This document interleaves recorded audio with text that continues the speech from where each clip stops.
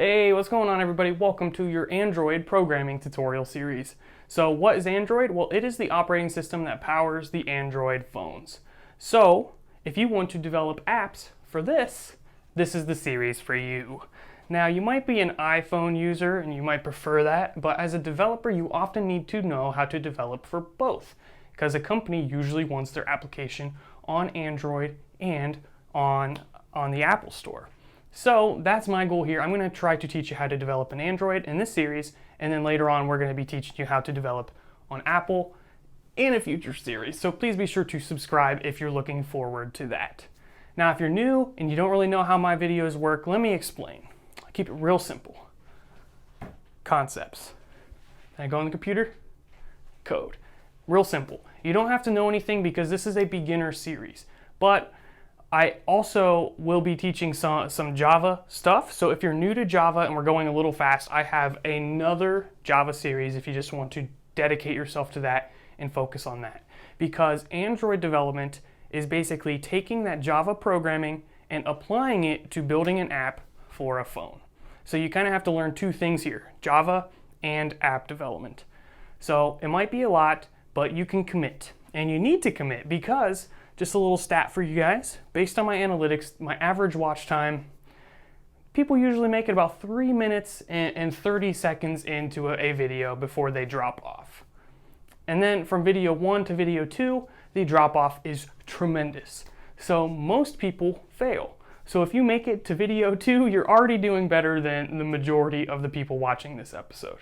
So that's not to encourage you to only get to episode 2. I would like to see you guys work all the way through because we're going to take you from knowing absolutely nothing to knowing how to build basic Android applications. Again, this is a beginner series, so we're not going to be building some crazy complex stuff, but I'm going to try to go a little bit farther than what most people would cover in a beginner series, and I'm going to try to go at a depth that is more satisfying. So I'm really excited. And what we're going to be doing now is we're going to be going over some of the Android principles that you need to know and some of the Java principles. We'll install everything we need, and then we'll start developing basic applications and learning the principles behind that. Now, do you have to have an Android device? Look, I'm borrowing this from a friend. I don't own this. I don't own an Android device myself, and I'm still able to do this series. And that's made possible thanks to what are known as emulators. So this is basically like, imagine having this on your computer and you can click the buttons and it's almost like a real device. Now before you go deploying applications to the application store or the Google store or whatever you want to call it, you probably want to test it out on some real devices. So borrow some from some friends and being like, hey, come check out my app, try it out on there, and I'll be showing you guys how to do that as well. So hopefully after this series and the upcoming series, you can have an application on the Play Store and on the Apple Store and on every other app store there is on the market. So thank you guys for watching. And one last thing, this is Java. Another language you might hear is Kotlin. This is an alternative available for you to develop in Android applications. We're going to start with Java, but my intention is also to cover Kotlin in another upcoming series. So I think this is a great place to start, and then picking up Kotlin is going to be real easy. So thank you guys, and also no sponsors for this series, so I know you guys have been complaining about that, and I listened. More like no one wanted to pay me money. So sponsor free, so if you want to help out, please be sure to check out my Patreon account and start supporting this channel. Thank you guys, and I don't feel like editing, so I'm just gonna turn the camera off right here. Dang it, that didn't work. Hey, welcome back to episode 2 in your Android development series. I wanted to share with you guys some basic concepts of app development. So we're going to try and kind of zoom out a little bit and look at the big picture. So we start with what we said earlier, if I can find it, Android. This is one specific device. But oftentimes as a developer, you'll want to create an application for numerous to Android and Apple. So in this situation, how can you do this if Java, the language we're using, only develops applications for this? Well, here's a couple of options. Let's draw some stuff out. So we have Android. And for us, we're going to be using Java. You can also use Kotlin. So these are your options for Android, but we're going to stick with Java. And then we also have Apple, or I guess let's just say iOS. It's probably the better use. And for this, we could use Swift. You can also use Objective-C, but Swift is probably what's recommended. All right, so when we are learning Java and developing Android apps, we're really only covering like 50% of the picture. Even though Android is the more popular operating system, oftentimes companies will want to get their applications on iOS, even so more than Android sometimes. So you have to basically adapt to be able to create apps for both. So here's how you can do that best. One, you can learn Java, learn the principles of app development, and then do that again for Swift. And when you're doing this, you can follow different design patterns that if you're creating an application that you want to be on both Android devices and iPhone devices or Apple devices, then you can design it in such a way that you can share certain components. Now, this doesn't always work, but it can. So for example, instead of having two completely separate applications, you could have two smaller applications that share one backend that feeds both of these applications. That's one way you can do it. So for example, if you're using an application, like let's say you go on Instagram, this might be Instagram's servers. And then you just kind of have like a viewer on Android and a viewer on iOS. So you can basically only code a little bit for Android and a little bit for iOS, and then code the stuff that's common between the two in some other language or whatever it might be. So for example, you could do this in Node.js, or you could do it in Java, or whatever you decide. That doesn't really matter because there's a separation here. You can think of it as two different components. Separation of concerns is what that's called. It's a long word. So basically, if you implement things to allow for separation of concerns, you can develop the Android application in isolation, and you can develop the backend in isolation, and then all you gotta do is communicate between the two. Same for the iOS app. You can develop that as its own thing and communicate to that backend. So that is one way of doing it, and now I need to get my eraser. I'm trying to reduce my editing because I find that I hate editing, and it makes me want to not make videos. So if I stop editing, then I make more videos, everyone's happy. Another option is to use a tool that allows to develop one code base that will then transpile to be native apps. So for example, an option is Flutter. Another option is React Native.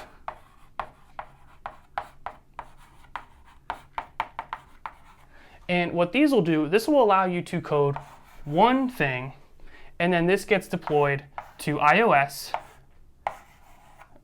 and Android. So we'll say Android's on this side. We'll go to Android and iOS. So in the example of Flutter, you can use the Dart programming language.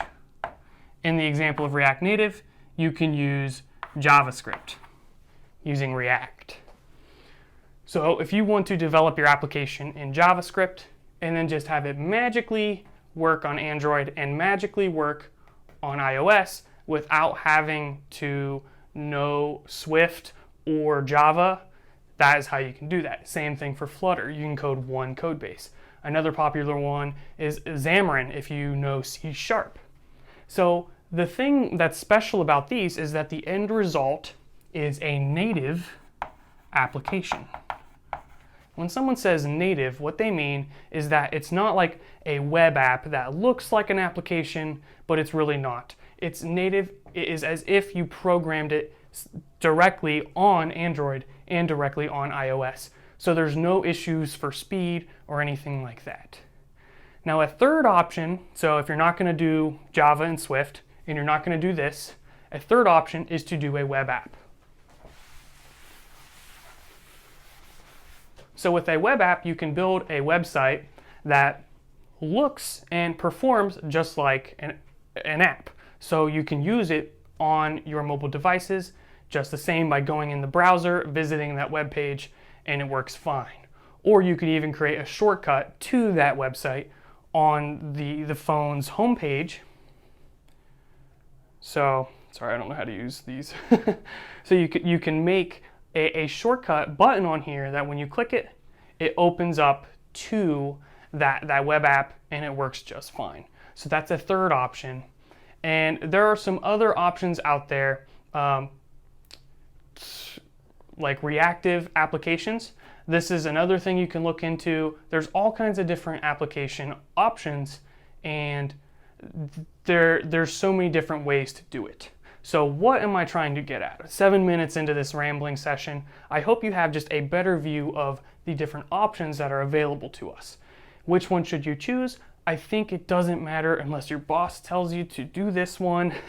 I think the best idea is to just pick one, start with it, and get better at it. Because, for example, once we learn how to do Java and Android, picking up the other ones is going to be a whole lot easier because we're already going to understand the different components of the Android applications, and that's going to be very similar if you switch to something like Flutter or React Native. You're going to still have to worry about those components. They might just have little different names, a little different way of working with them, but your overall app development skills are going to be a lot better. So that's where we're starting. I have grown to prefer just doing it natively. I personally feel like there's a little bit less risk.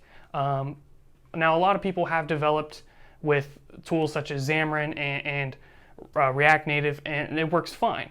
But I think there is a little bit more risk because now you're relying on a system that is external to Apple or Android, and you have to abide by what they allow, which means maybe you don't get the latest, greatest features that are available on new operating system releases. Or maybe there's some bugs in their software that makes it hard to create a certain app.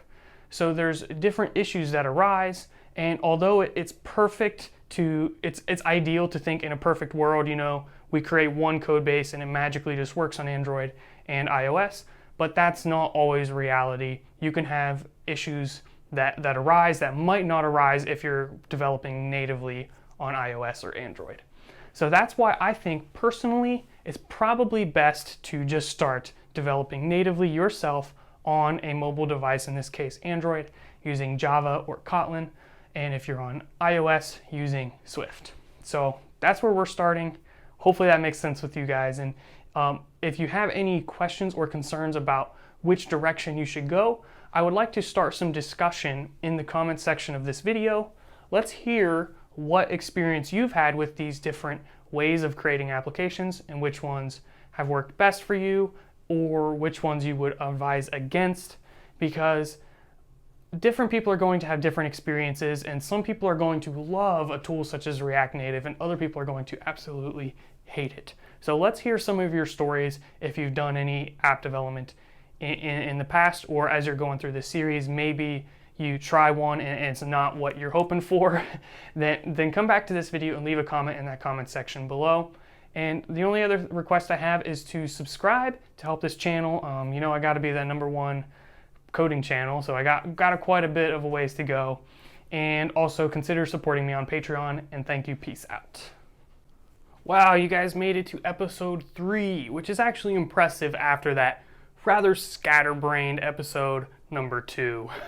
So thank you guys for sticking along this far. I think you guys are doing well, and pretty soon we're going to get hands-on, but there's a couple more concept things I want to cover just so we can kind of set that foundation so when we start coding things, everything makes good quality sense. All right, so a couple things. when we're working with an Android device, there's a couple of terms or vocabulary that you should know. So you have a bunch of application options. So each one of these is an app, and each page on this application is known as an activity.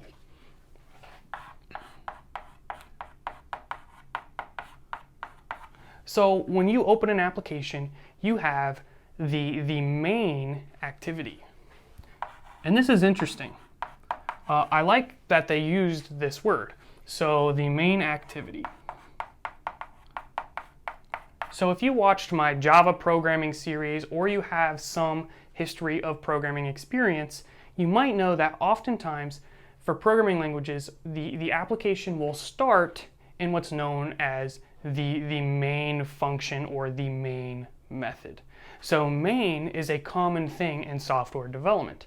Whenever you see main, think of it as the start. So in other words, the main activity is kind of like your home page for your app. Then on that home page, you can have different buttons that will actually open up a new activity. So you can basically think of an application as a series of pages, and you can display different pages depending on what you want to do. Now, a key thing with these applications is that you can open the application to a specific activity based on how the application was opened. So for example, you might send the person's phone a notification and say, hey, Sally commented on your photo. And then they click that, and it doesn't go to the main activity. Instead, it goes to the activity for that photo. So it can change which activity is opened to based on how you open the application. You can also have it be open from other applications, which will allow you to go from one app to another to a specific activity. So that's one really cool capability of these applications. Now another thing is that there is a level of dynamicness that is made possible when you're developing Android applications. So, for example, you might have an Android device that is this big, and I might have an Android device that's bigger. And you can, I'm having the bad habit of, I'm looking at the screen here instead of, all right, I gotta look at okay. So you could have one that's bigger, and you can make the app dynamically resize to fit the larger phone.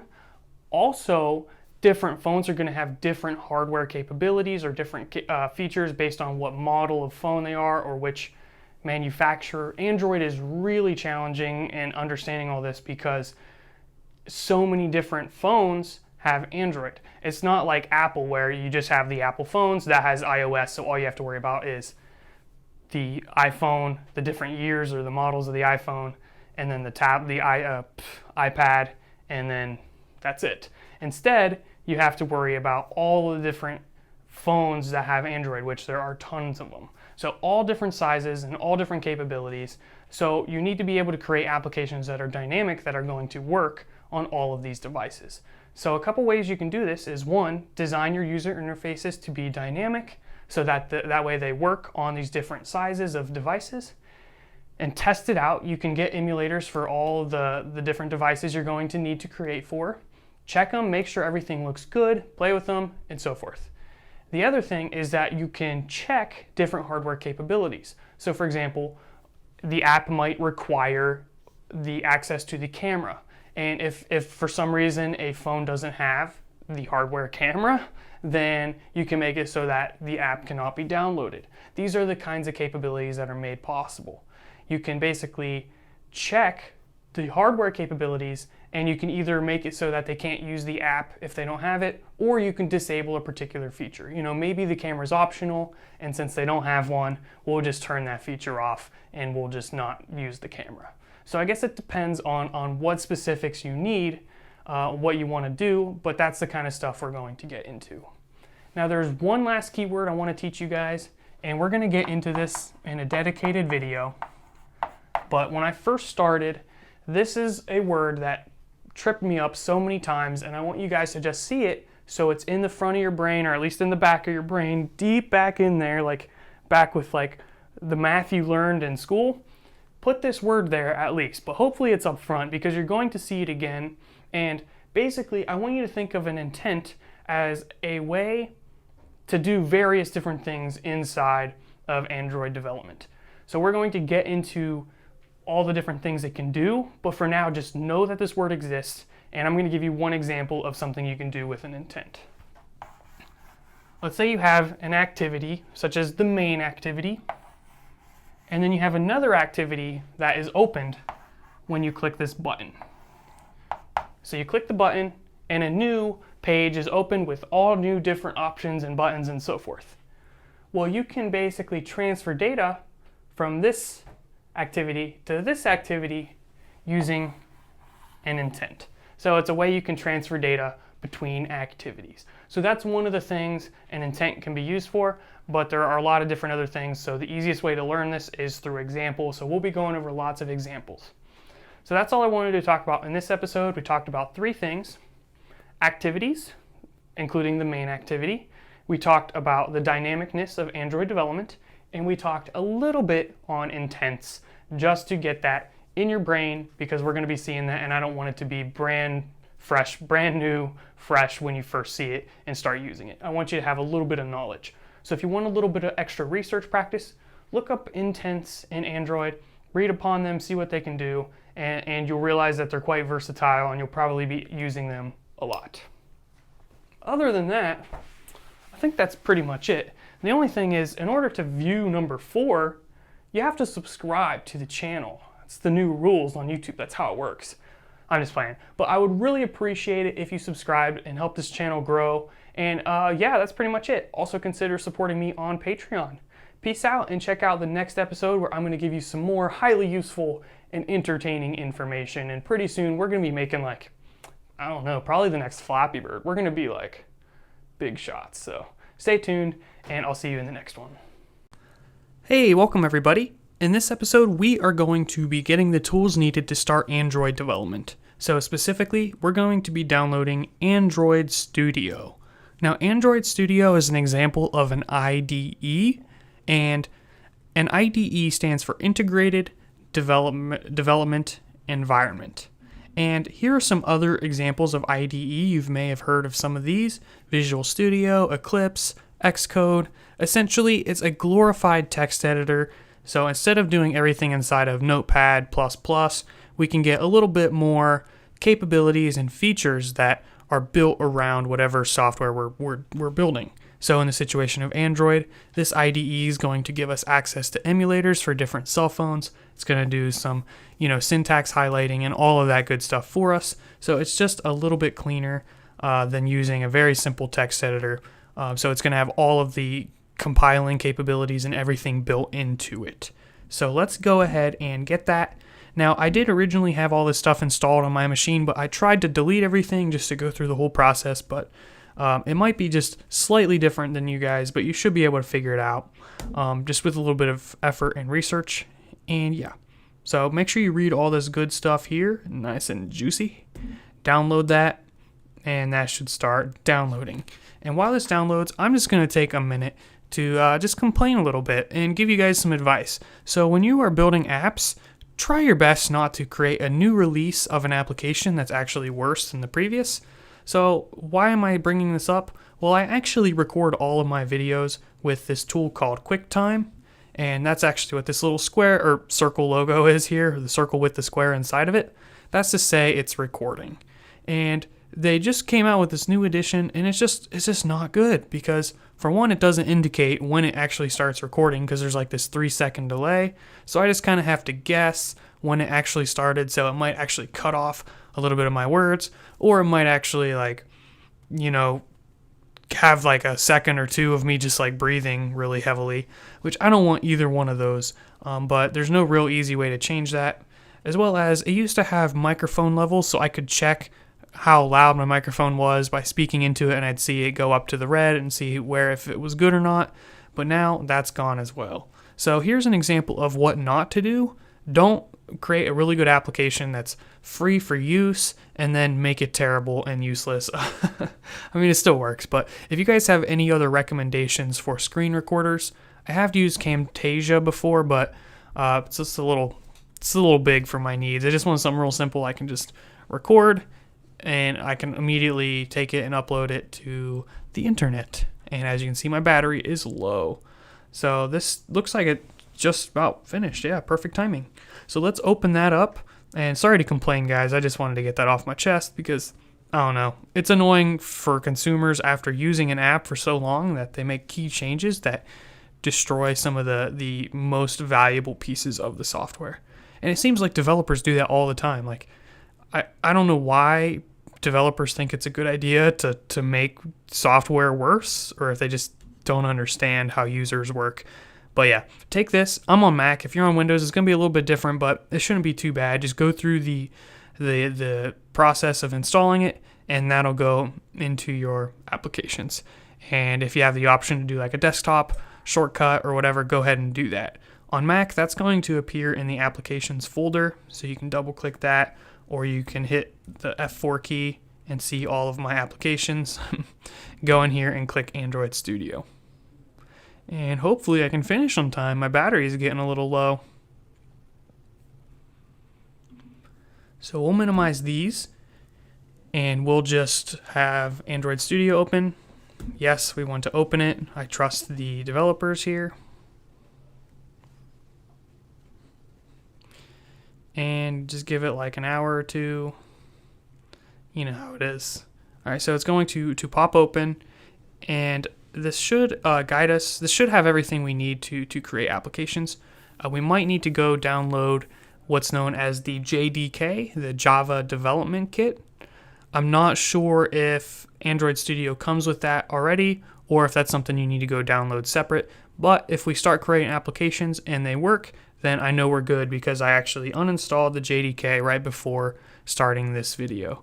So if for some reason you're trying to run your applications and something's not working, it's just saying like, hey, it doesn't have the capabilities to run this or something, then go download the JDK. All right, so when you get here, you should create a new Android Studio project. And you have a bunch of different options in here, and we'll just go with an empty activity. Now, as a refresher from the previous episode, an activity is the equivalent to a page. So we're just going to have an empty page on here. We'll click Next and give it a name of my application. For the language, we're going to go with Java, but again, you can also look into Kotlin if that's something you're interested in. And yeah, that looks good. We'll just click Finish.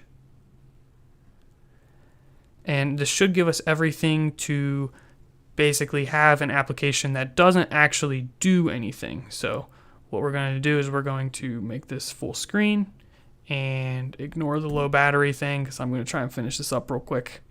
And if my battery dies, I'm sorry, guys.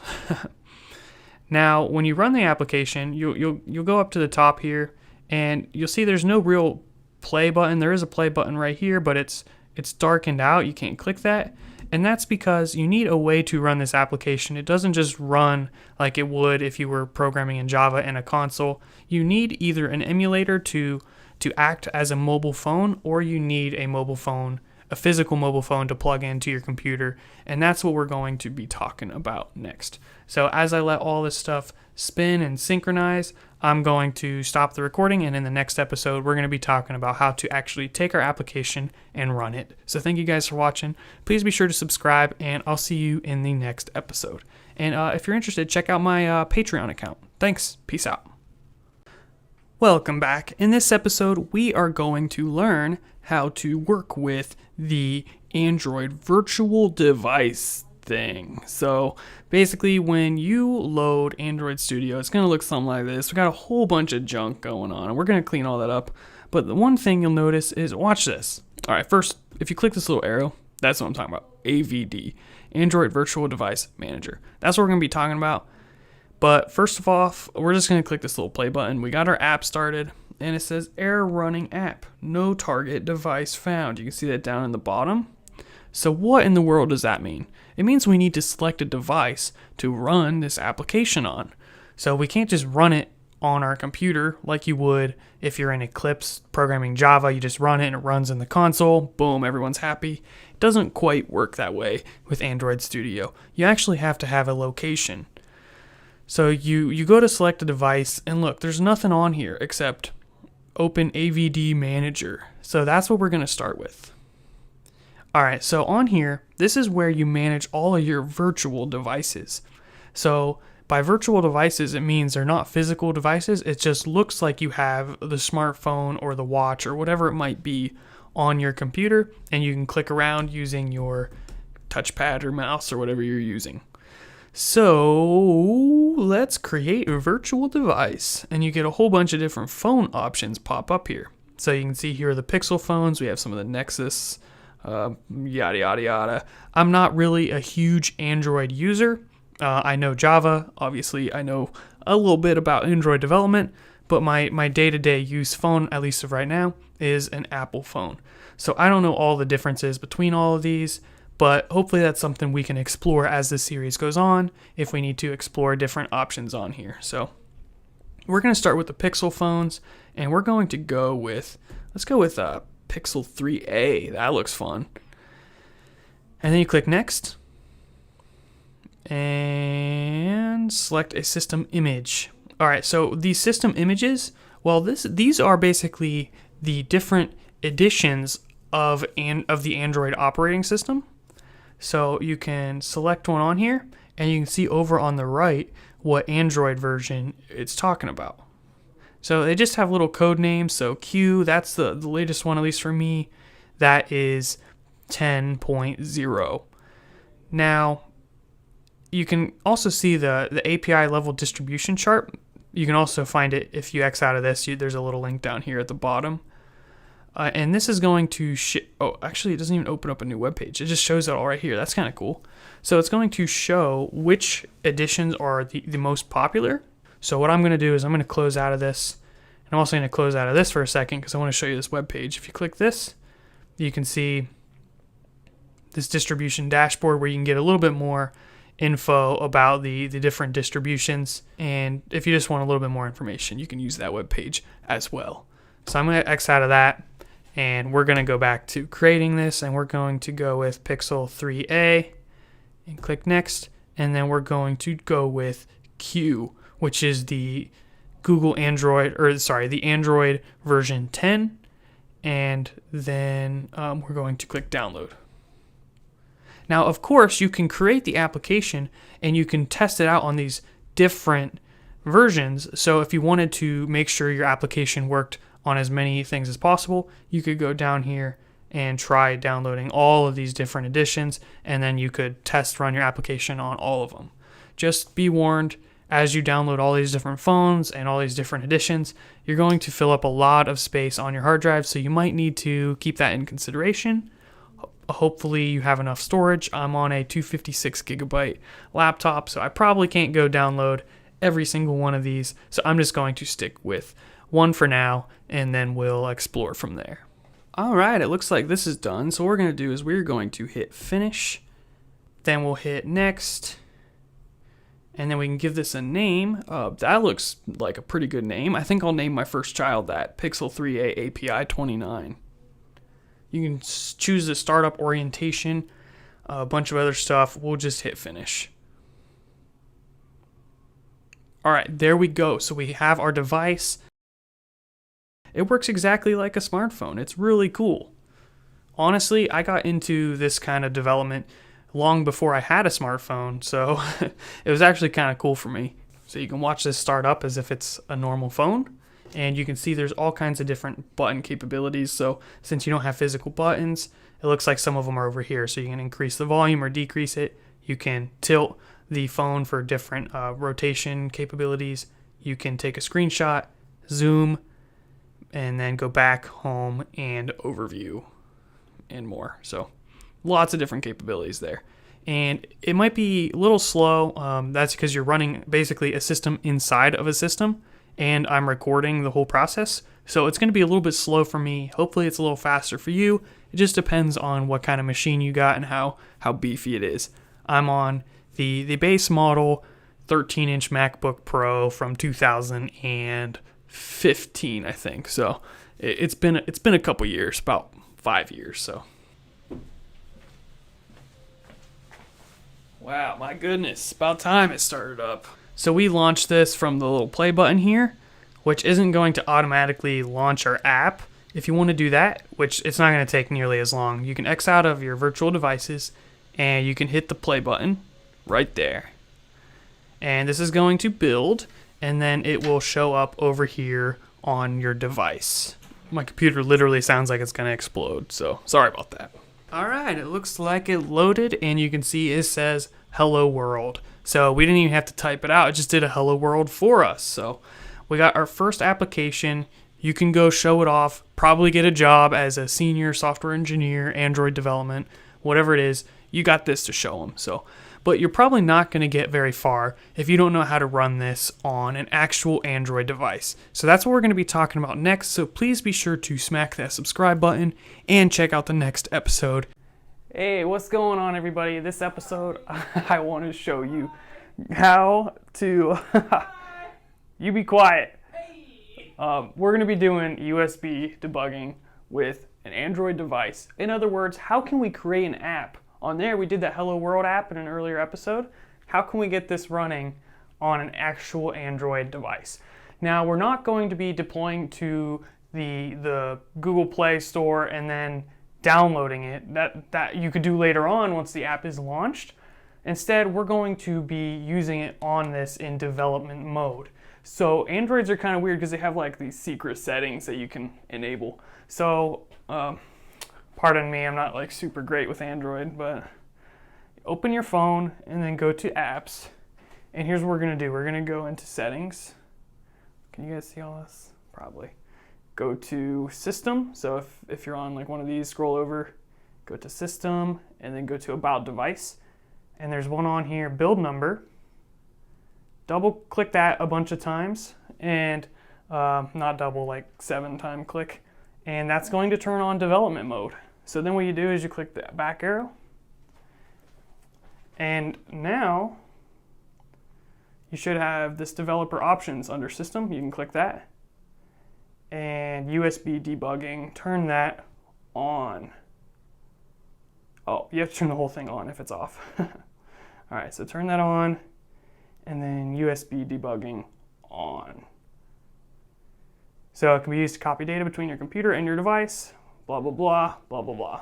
All right, awesome. So that is step 1. Next thing you need to do is you need to take this and you need to plug it in to your computer. Just so you know, with developer options, it gives you all kinds of different settings that you can configure and tinker with. So go through on your phone and look through some of this because it kind of gives you some really cool capabilities with your phone that you normally never otherwise wouldn't have. Probably didn't even know it was there. When I first did this, I was like, what is going on? How could you just do that? So it's kind of weird that they just have that hidden in there. It's kind of cool though, because not everyone needs to go in there and enable development mode, because it probably just leads people to breaking their phone or causing issues, so you don't just want to do it for everybody. So next thing, get a USB cable to your computer, plug it into this. If you're on Windows, meaning you're developing on Windows, you might need to install drivers, and there's guides for that. So I'm on the superior operating system. Start debate in the comments below. I'm using Mac, so I don't actually really have to do anything. I just plug this in and it works. So that's what I'm gonna do. And if you guys are on Windows, you can try it. If it doesn't work, go into your system settings or whatever and look for the drivers. I haven't used a Windows computer in forever, so, well, I guess a couple years ago. But anywho, my point is, plug this in and we'll get started. So that's what we're going to do in the next episode. We're going to take our Hello World application and we are going to run it on an Android device. So thank you guys for watching. Be sure to subscribe and I will see you then. Welcome back. This episode we are going to take our application that we've created, our little Hello World application, and we are going to take it and run it on an actual physical Android device. Now, you can't actually see the device, but if you watched the previous episode, you would know that I have an Android device, and I'm going to plug it into the USB cable thingamajig, and we're going to see what happens. Now, this here is an emulator. That's going to work for the majority of our development, but as we get closer to release, you want to test it out on physical devices. So, also, the emulator allows you to try on more devices, so you don't have to go buy tons and tons of different cell phones with different versions and different sizes and so forth. So what we're going to do is we're going to go over into Android Studio, and what we're going to do is click the drop down here, and you can see it says Pixel 3a, which I taught you how to install in the episode before the previous episode. And what I'm going to do now is I'm going to plug in my phone. So I plug in my phone, it does a little buzz thingy-majig, and it said unknown device for a second, and then it popped up with Samsung, some other junk. So that is the device that we're going to run on. So what I'm going to do is I'm going to click Run App. Alright, so we went to the build, so you can see the process here. It takes forever. And then it popped up on my phone and it says Hello World. So that's all you have to do to run this on Mac on the computer and Android on the device. If you're on Windows, you might have to do a little bit of extra work. You can see this is a guide on installing USB drivers. So you might need to go to Computer Management and then Device Manager and do all this other stuff. If for some reason it's not working, you might need to do this process here and make sure you follow the appropriate operating system, probably Windows 10, but just in case you're on Windows 8 or Windows 7, you might need to do it a little bit differently. All right, so that is how you develop and try it out on your device. It works exactly the same way as this emulator, but it's on a physical phone, so it's a little bit more realistic. Thank you guys. Be sure to subscribe and check out the next video because we're going to start building out some applications, or at least learning some good concepts.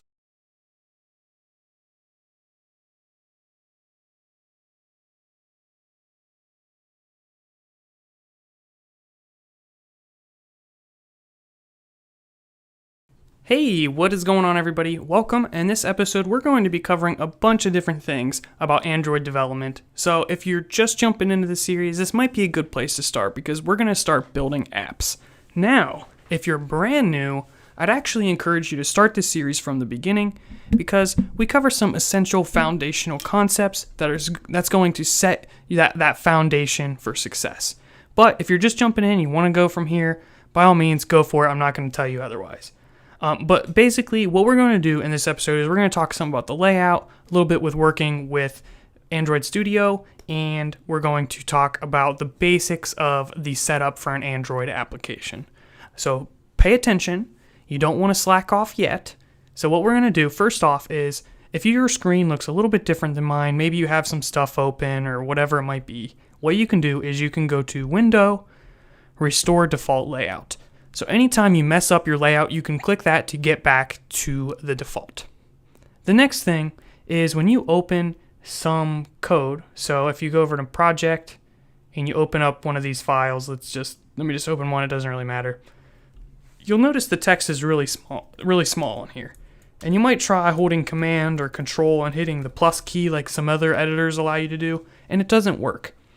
But what I can do is I can hold Command and I can scroll in with 2 fingers, or if you're on Windows, you could just use like the scroll on the mouse or on the trackpad, and that should work the same way. But if you're trying that and it's not working, let me show you how to make that work. What we're going to do is we're going to go up to Android Studio and go to Preferences. If you're on Windows, it's probably somewhere similar. And then what we're going to do is go to Editor, General, and there's this one here you can check which says Change Font Size with Command plus Mouse Wheel. So make sure that's checked and hit OK. Now you should be able to scroll in so you can see it nice and easy. Beautiful. Now the next thing I want to talk about in this episode are some of the key files. So if we just X out of this and take a look at our project over here on the left, close everything, and just open up App. Now in here you're going to see a lot of different files. You can see one that says Java and then another one that says Java with a generated in parentheses. The one we're interested in is the Java without the parentheses that says generated. So we're going to open this one, and we're going to open that first folder, My Application, by clicking the triangle to expand it, and we're going to open the main activity. Now, if you remember from an earlier episode, the activities act as the different pages of your application. So the code might look something like this. Your code should be pretty much the same. It should be exactly the same, honestly. So this is what code we have so far. When the application runs, this is where it starts. It starts on line 11. Now, there's another important file you should know about, and that is if you open up the res folder and then layout and then activity_main.xml. So this is the structure of your application. So there's two pieces for this activity. There's the code for the activity, and then there is the layout for the activity. Now, when you're on this page, this is going to be where you do your visual editing, but if you want to build functionality, you're going to be doing that inside of the Java file, the .java. So get your file extensions figured out. You can see main_activity.java, that's for code. Activity_main.xml, that is for structure. XML defines the layout, Java defines the functionality. So for example, this here is an example of a method, and it defines what happens when the first activity is created. Sorry guys, I'm back. I just threw up. Anyways, what was I saying? Oh yeah, the .java file is the code for the application, or the activity, and the .xml is the structure. So get your file extensions figured out and understand where to find them. And that is the basis, because when we go and add new activities, you'll know where to put them and which files go where and where everything happens. So thank you guys for watching. In the next episode, we are going to be talking about something new. So be sure to subscribe, and I'll see you in the next one.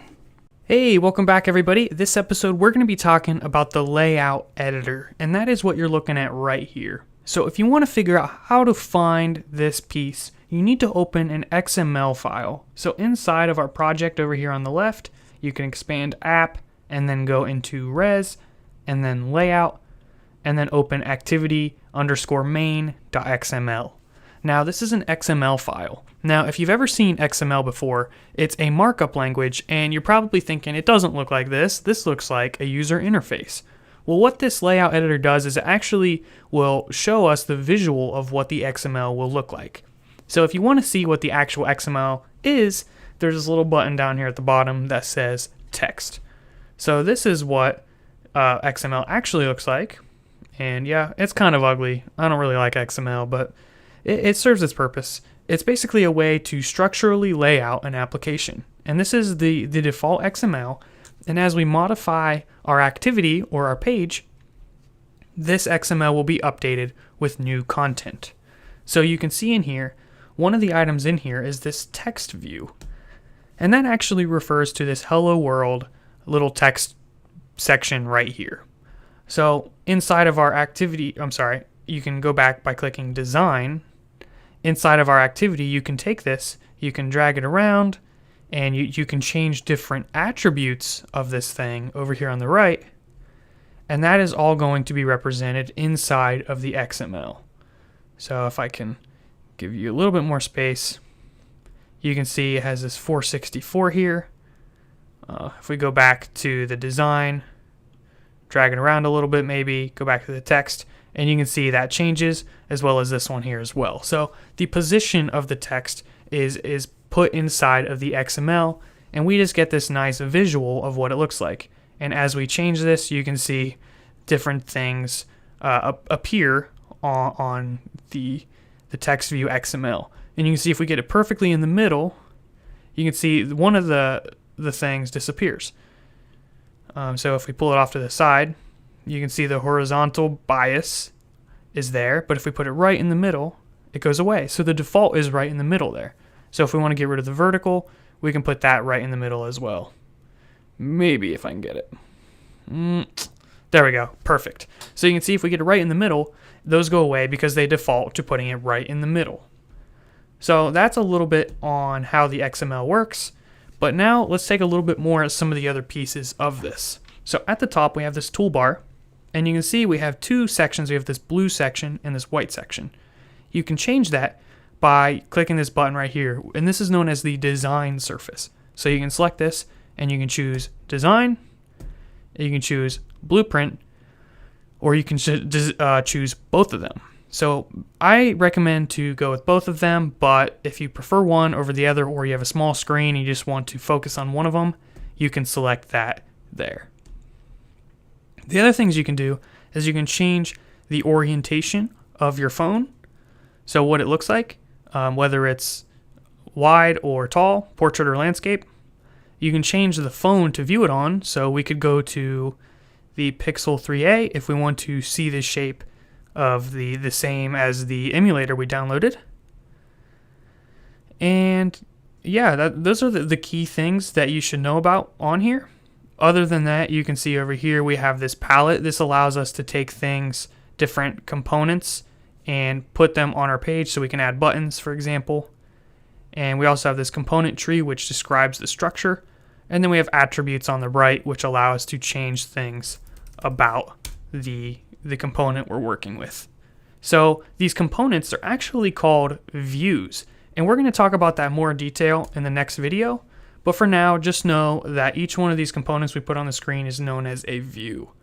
So that is the introduction to the layout. And if you want more information, there is some good documentation. Here's an introduction to the layout editor. You can see all of the different pieces and where they are. And I'm sure you can read this if you want, or you can just continue in this series because we're going to be going over all of this information. So hopefully that was helpful just as a basics to get you started. The main thing you need to know is that these things are called views. Each of the views have attributes or things to describe them. We can configure those there, and all of these configurations are actually stored in text in an XML format, and you can see that by clicking the text tab down at the bottom. So hopefully that gets you started. Thank you guys for watching. In the next episode, we're going to go in a little bit more detail with these views and as well as layouts. So be sure to check that out, and I'll see you then. Hey, welcome everybody. In this episode, we're going to talk a little bit more about views as well as layouts. So these are two types of components that you need to know about in Android development. So if you look down here on the left, you can see this component tree. And you can see there's two things in this default application. We have this constraint layout, and then we have this text view. So these are named nicely because you can see which one's a layout and which one is a view. The layouts act as a box to put views inside. And the views are just different components that we can use inside of our application, such as a text thing, or we can go in here, we could add a button. There's all kinds of different things that we can put in this application, and you can see that they're all nested inside of this layout. So again, just to repeat myself, the layout acts as a box to contain these views.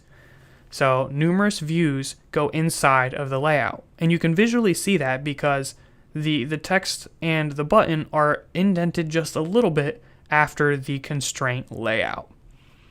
So if you want to see another example of this, let's get rid of that button just so we go back to how we had it. And in the palette, you can click these different tabs on the left. Let's go to layouts and add the top one, constraint layout, drop that on the screen. And now we'll go into buttons and we will just add a button. And you can see that this constraint layout is inside of this other layout, and this button is inside of this constraint layout. So you can collapse it using the little triangle there, the little arrow, and you can see that the button is inside.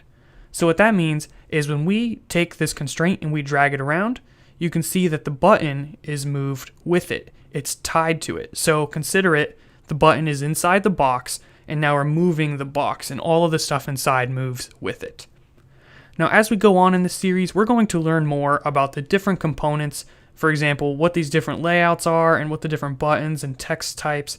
We're going to learn what all that stuff is, so don't worry about that all right now. The main thing you need to understand is how the different components work and the difference between a view and a layout.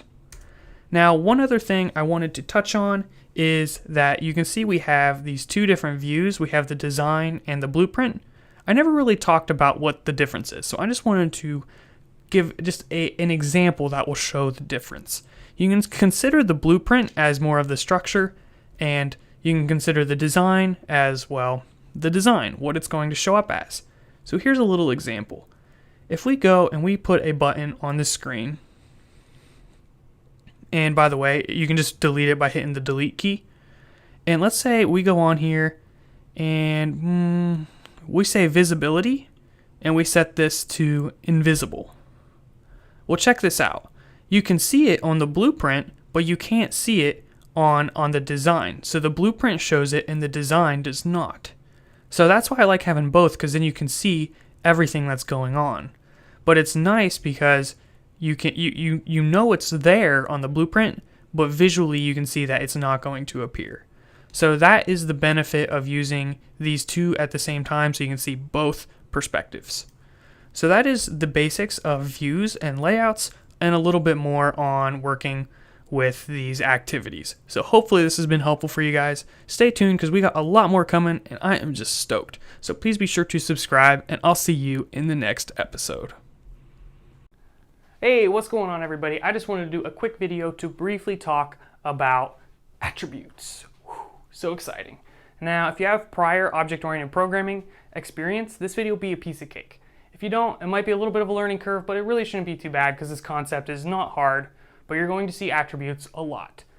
So when we're working on an activity, let's just say we're on the main activity, and we have some view, such as a text view, that says hello world. Well, this is the appearance, this is the presentation, but behind the scenes, this thing has a ton of available attributes. And if you come from object-oriented programming, you may have heard of properties. These are the same thing. So if you want to understand this, think of what an attribute is. For example, for a person, you can describe a person, such as me, in numerous ways. You can say they're incredibly intelligent, they're extremely handsome, and so forth. These are the attributes that describe this person. When it comes to a view, we have other stuff, but it works exactly the same way. And all of this is going to be defined inside of the XML. So if you remember, the XML describes how this all appears. So it's going to look something like this. Now I actually have it for reference over here because there's no way I can remember it. But we'll see if I got it down. So it looks something like this. We have a text view, and then we have some stuff inside, and then we eventually close it using a / and a greater than sign. I always forget which one. I always have to do the alligator thing or whatever. And then inside of here, you're going to see something like this. So Android, and then a colon, and then it'll have some attribute or property. You can use those interchangeably, but in this context, it's more appropriate to say attribute. But just so you understand, they are the same concept. So Android, and then we'll have something like text. And this is the text attribute, which describes what the word that shows up is. So we can say equals hello world. Now, all of the syntax, don't really worry about it. You can worry about that later when you're advanced. But the main thing you should know is that this here is double quoted, and it's an example of a string. So strings, just quoted sequence of characters, like so. So the value that the string is describing does not include the quotes, so it's just hello world. And that's what's going to show up inside of the activity. All right, so text is just one example of an attribute, but there are a lot others. So as another example, we can have clickable. So it might look like this.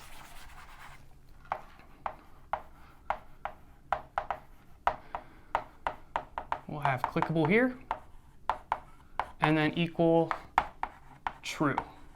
Now in this situation, it's not quoted because it's a different data type, at least I think. Oh no, it's actually quoted. Sorry. All right, so this is gonna be true.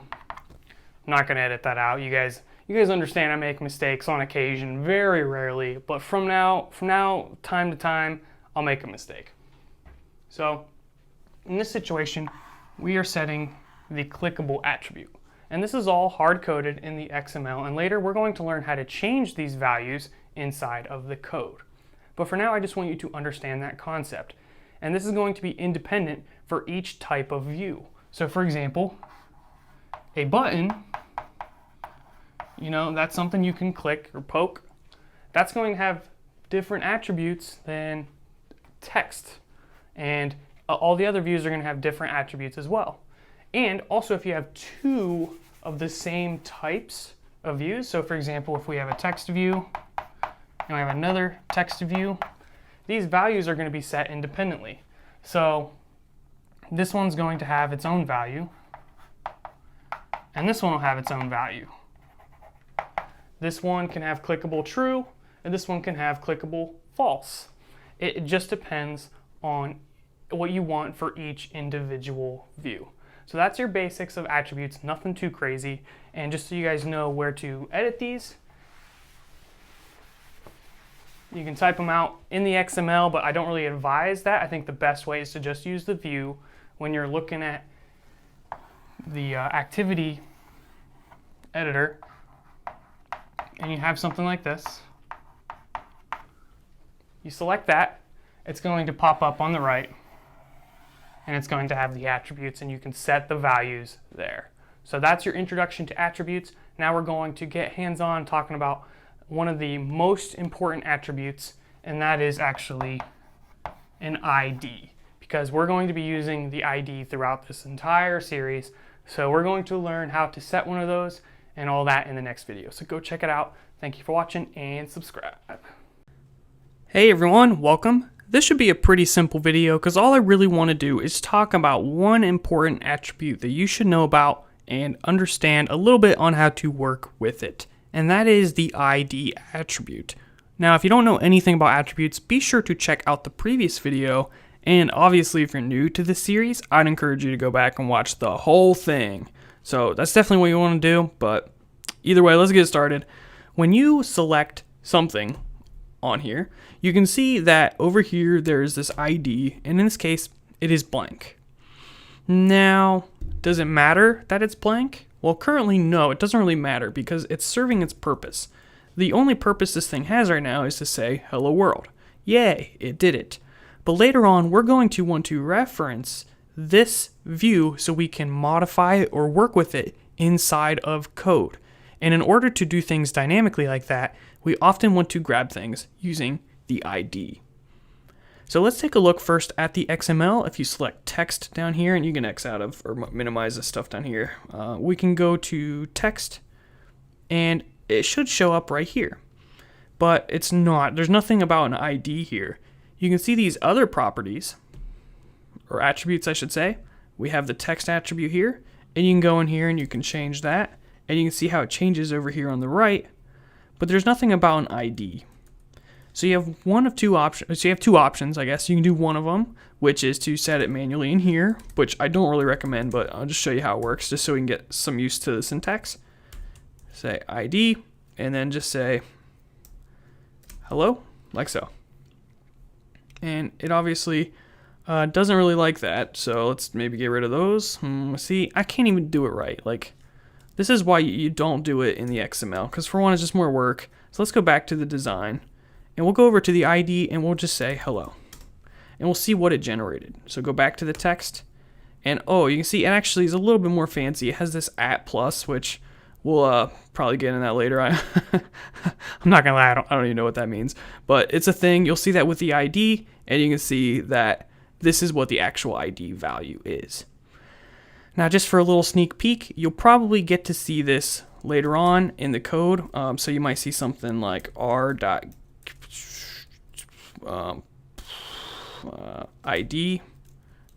yeah, and then dot, and then hello. That is how we can get a reference to that object or to that view. So this view here is actually an object, and when we talk about it in code, we'll probably refer to it as an object. Now, I'm just kind of jumping into the deep end here, so don't worry about that too much because we're going to be getting into that in the upcoming videos because we really can't do any cool dynamic applications without working with the IDs and understanding a little bit how to do that inside of the code. So we talked about first how to do it in the XML and inside of the design, and next we're going to learn how to work with it inside of the code. So yeah. Thank you guys for watching. Be sure to stay tuned for the next episode because we're going to get into more stuff. Thank you. I'll see you then. Hey, what's going on, everybody? This episode, what do I want to talk about? Well, I actually just want to talk a little bit about the concept of things being static or dynamic. Now, This might not be 100% focused on Android development, but I think that's fine because I don't just want you to come out of this knowing how to create some apps but know nothing else about computers or programming. I want to teach you that in a way that's going to help you in your entire career.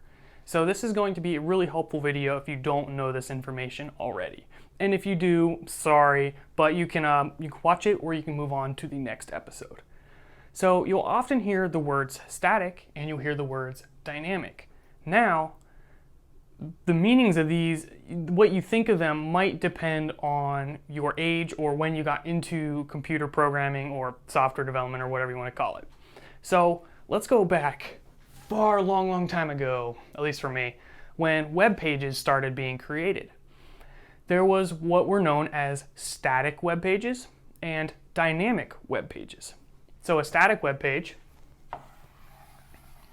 you go on there, it has some info about your website, it might have a form for you to fill out for an email, and then, you know what happened next? Dynamic web pages.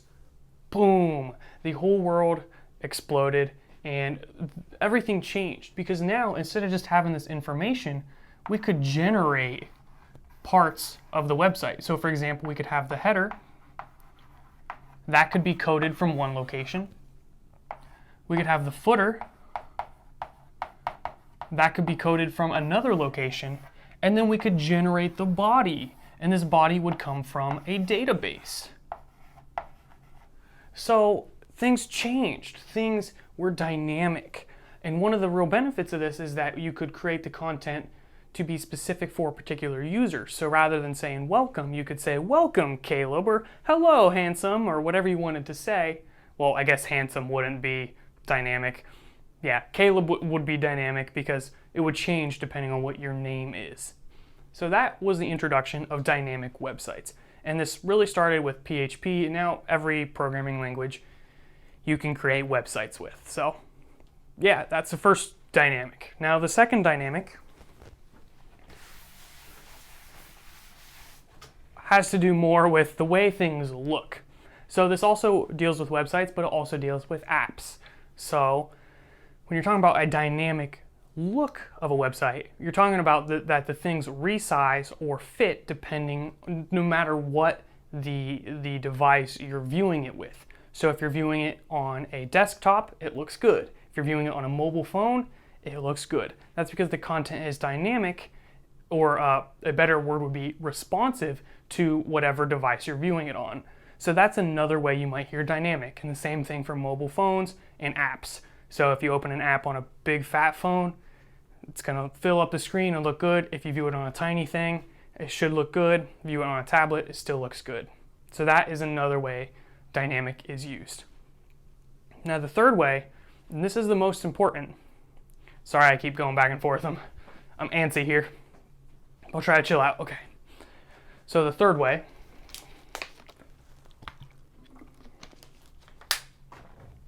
is, you ready for this? The way you access information and work with information. So XML, the stuff you define when you're creating your application, this is all static. And we talked about in the previous episode how to statically define an ID for a view for any component on the screen. We do that inside the visual editor or using the XML. And it's static because it's pretty much hard-coded, meaning we can see the value in the code. And although this works for the start, we don't want to do this all the time. We want to avoid it whenever possible because it can be limiting. Instead, we want to do things dynamically. Now, don't take me the wrong way, all you people with 50 years of experience. I am not saying doing things statically is bad, or setting up the structure in XML is bad. You should do that, but anytime you want things to change or adapt or update mid-app so you don't have to make a new version of your application and change it, that's when things become dynamic. So you can change parts of the view dynamically inside of code. And we want to make this very general, or I hesitate to use the term generic, but basically we want to make it so that we can make our code work in as many scenarios as possible with as little code as possible. So here's an example of a way we can make our code dynamic. You can say R.id. I think that's uppercase. It's gonna take a little peek over here. No, jeez. R.id, and then we could say an ID of an element such as hello. We'll be using this as well as FindViewById to basically grab an element and update that. So later on, we can have people type in what they want a text box to say, and it will update. That's how you can do things like, for example, a shopping app or a shopping cart list or a to-do list. People can type in the things they got to do, press the button, and it adds to the list. It's all done dynamically in the code. So none of those values are hard-coded. You know, you're not going to put every single possibility of things people could shop for in the application. You're just going to grab whatever value comes from a text box. We're going to take that, store it in what's known as a variable. You could probably even skip this step, but take that variable value and display it on the activity. So mind the terrible drawing, but you guys get the point. So that's just a little bit on the history of things being static versus dynamic. So thank you guys for watching.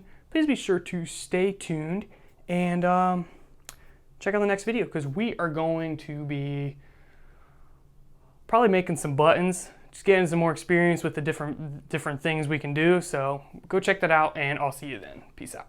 Hey, welcome back everybody. In this episode, we're gonna do something crazy. I'm gonna be teaching you how to create a button. I know, it's pretty insane. So here's what you do. You go to the palette and you select button. You can see I'm in the common, and you take button and you drag it and you drop it. Boom, and that's how you create a button, guys. Thank you for watching. Please be sure to subscribe and check. All right, I got a little bit more info. Feel free to stay. So basically, when we create this button, and the reason I felt necessary to create a video dedicated to this is because I have a little bit of extra information. And when we create this button, you'll first see that it automatically gives us an ID for this button. So that's pretty cool. If you remember from earlier episodes, this hello world down here, it did not default with an ID. We actually had to type that out here. That's important. We use the ID to access this view from our code. So just to see this, you might see something like, and don't worry about, we'll get into the details of this later. Oh, what in the world was that? Okay. ID dot, and then you can say hello, which that's referring to that hello world. But we could also say button, and you can see our button automatically appears here. So that's nice. That's the first thing you should know. The second thing, and we're gonna get into the positioning stuff in detail. What, Claire, is that you? I swear, Claire, if you're finding some new means of communication via the internet, I am going to flip. All right, I'm gonna mute this. All right. So we'll get into the positioning in detail later on, but you can see with this hello world, you can see how it's kind of anchored in the middle of the screen. And even if we go to a different sized phone, so let's go with something larger, it still positions in the middle. You know, it kind of thinks about it for a second, and then eventually it just pops right into the middle. But our button over here, it's just going all over the place. How do we position that? So let's go back to the phone we had. So we were on the Pixel 3a. And you can also see this over here. The view is not constrained. Come back. It only has blah, blah, blah. So it'll jump to 0, 0. So what that means is we run this thing. It's going to go pop and jump up to the top corner. So here's how we fix that. We're in what's known as a constraint layout. And this allows us to basically define the position of this button based on the layout that it's in. So there's this little drop down here, this default margin, and yours is probably on 0. You go ahead and put that on 8. That's pretty good. And then what you can do is you can put this button anywhere, but you can take this little white circle, drag it, and pop to the top, and that's where it's going to go. You can do the same thing for the left, and there you go. So now it's anchored 8 dp. What's dp? I forget. All right, so dp, density independent pixels. So it's a little bit more dynamic. It's 1 pixel on a 160 dpi screen. So that's what we're going to be using for sizing. So it's going to be 8 of those from the top and 8 of those from the left. So what we can do is we can run this and just confirm that it works. But in the meantime, we can take a look on different devices. So if we go to a watch, you can see it's still right in the corner. If we go to a TV, look, it's still right there in the corner. So it looks like it's anchored pretty well, and that's pretty good. It's a little slow sometimes. Probably because I'm trying to launch this thing and it takes forever. My goodness. But you can run this thing and you can see our button is right there. When you click it, nothing happens. So obviously buttons tend to do things. That's what they're for. So let's talk about that. And that's what actually we're going to focus on dedicated in the next episode. But we'll just get on the basics here. One of the attributes of this is the onClick. And this can be used to define some code that will execute when this button is clicked. And that is going to be defined inside of this main activity.java. So we'll have something that looks similar to this, probably down here. And then we basically link the two, so when we click that button, it is executed. And that is what is known as an event listener. So that's the basics. Hopefully that helps you understand a little bit more of how to work with views and layouts, and maybe even a little bit on the positioning. So obviously we just scratched the bare surface, but I can only cover so much, and I'd like to get into each one of these things in more detail as we go on. So thank you guys for watching. Have fun placing buttons. I know it's exciting. And yeah, let me see what you got. Show me your app with buttons. Well, what can you do? Thank you guys, and see you in the next episode. Hey, what's going on, everybody? This episode, there's a couple things I wanted to talk to you about. Actually, first thing, hope you like the red shirt. I thought I'd switch it up from green. And back to what we were talking about. We're going to be talking about event handling and methods. All right, so if you have no prior programming experience, this video might be a little bit much. But I do have videos on Java methods if you want a little bit more substance, a little bit more practice with that. So let's first talk about methods briefly. Briefly, and then we'll go back, circle around, and talk about event handling. All right, so what is a method? Well, let's say we have, I'm going to show you what a method is by making one. Let's say we want some code that'll toggle something, and let's say we have a button. And let's say we want to toggle the color, like, you know, from green to red, and then back to green. Well, we can make a method to do that for us. So a method is just a section of code that we can execute over and over and over again. So it basically makes our life easier. Rather than taking that code and copying and pasting it every time something happens, all we have to do is execute this toggle method. And when you make a method, it's going to look something like this. Public void, the name of it, some parentheses, and then some curly braces, and this is where the code goes.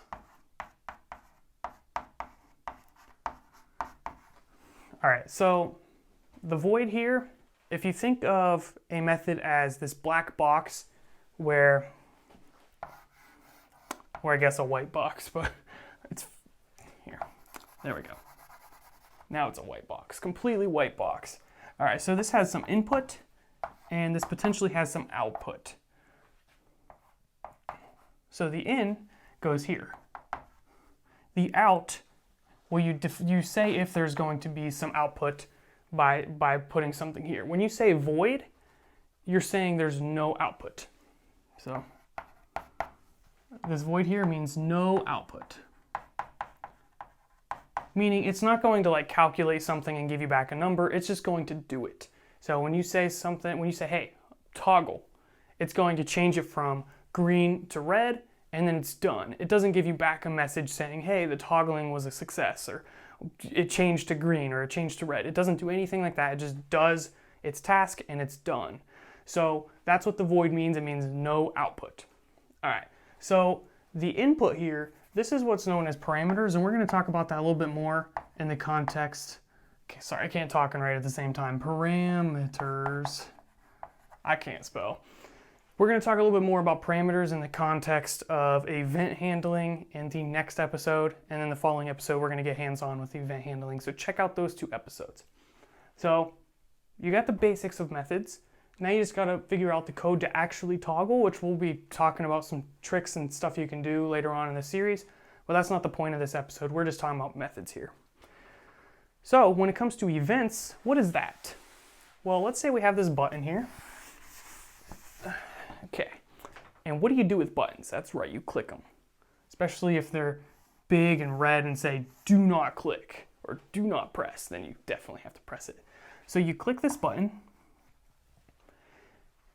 Now what? Well, if we want it to actually do something, we need to create an event handler, which is just the method. So in the attributes of this button, there's a special one called onClick. And we can assign it the value, the name of a method. So for example, toggle.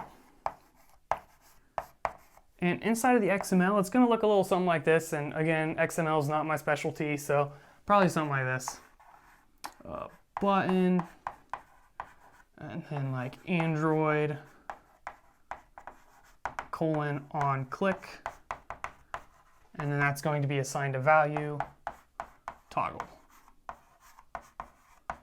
Like so. Blah, blah, blah, a bunch of other stuff, and the button. So that's what it's going to look like inside the XML. We've seen that in the previous episodes, what the XML looks like. You go into the little editor thing, and then you click view the, you go watch the other videos. So that is how you would do that. And then anytime you click this button, this method is going to be executed, which we just showed you guys how to create that. So that's going to be in the code portion for your activity. So maybe it's mainActivity.java. Whatever it is, it's going to have a .java extension. That's where the code goes. So we're going to be doing that in the upcoming episodes, but the one thing I wanted to make sure you guys knew is that when we're doing this with onClick, this is real easy. We just set the attribute to toggle, or whatever we want the method to be named. We define the method, and we're good to go. But there's other events out there that we could create event listeners for, and it's a little bit more complicated.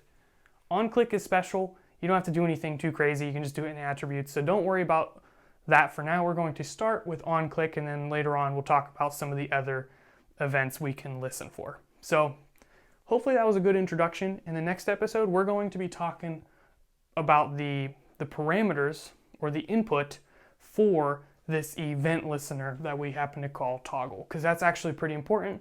So go check it out, because you don't want to miss that one. We're going to be using that information throughout probably the rest of this entire series. So that one is definitely important. So please be sure to subscribe and check out that next episode. Peace out. Welcome back to the world's greatest. Oh man, my chalk just broke it. Going through this pretty quickly. Not green, gross. All right, what was I saying? Welcome back to the world's most professional Android tutorial series. This episode, we're going to be talking about parameters in the context of the onClick event handler. So that was a lot of words. So, this is the gross chalk. I don't know, there's like 2 types of chalk. Like, this is the good kind, but I mixed them in here because I'm stupid. Here, this is the good kind. There we go. All right. So we have something like this. Public, we're making a method, by the way. Void, and we can name it whatever we want. We'll call it toggle.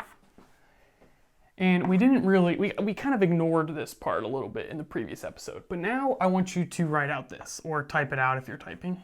View, I don't know. We'll just call it V. Close that parentheses a little closer. Curly brace, curly brace. And then you can put your code in here to do whatever you want the method to do, to toggle the color, toggle whether it's active or whatever. Now this here, again, is the input, and the technical term for it is a parameter. So we have one parameter. And that one parameter is called v. So the identifier, or the name of this parameter, is v. And what exactly is this? Well, when we have a button, and we set the onClick to something like toggle, well, what happens here is when we click it, this method is executed, and this button itself is assigned to this variable. So when we click this button, v refers to this button here. Now, how does this work? Because this is a visual thing. It's a button. This is just a letter. How's that work? Well, when we have this as letter here, it's actually just a name to represent an object. So I don't want to go in like a whole, I don't want to get off topic too much with object-oriented programming, but let me just give you like a little snippet real quick. We have classes and we have objects. So classes kind of define structures. They're like the cookie cutters. And then the objects are the actual cookies that you make. So they're instances of these classes. So the class here is view. The object here is v. So v is an instance of this view object. So when we see a button like this, it's actually just a visual representation of some entity in memory known as an object, and we get a reference to it and name it v here. So that means we can work with this button in code through this variable v, and the variable's type is of view. So that's a lot of information.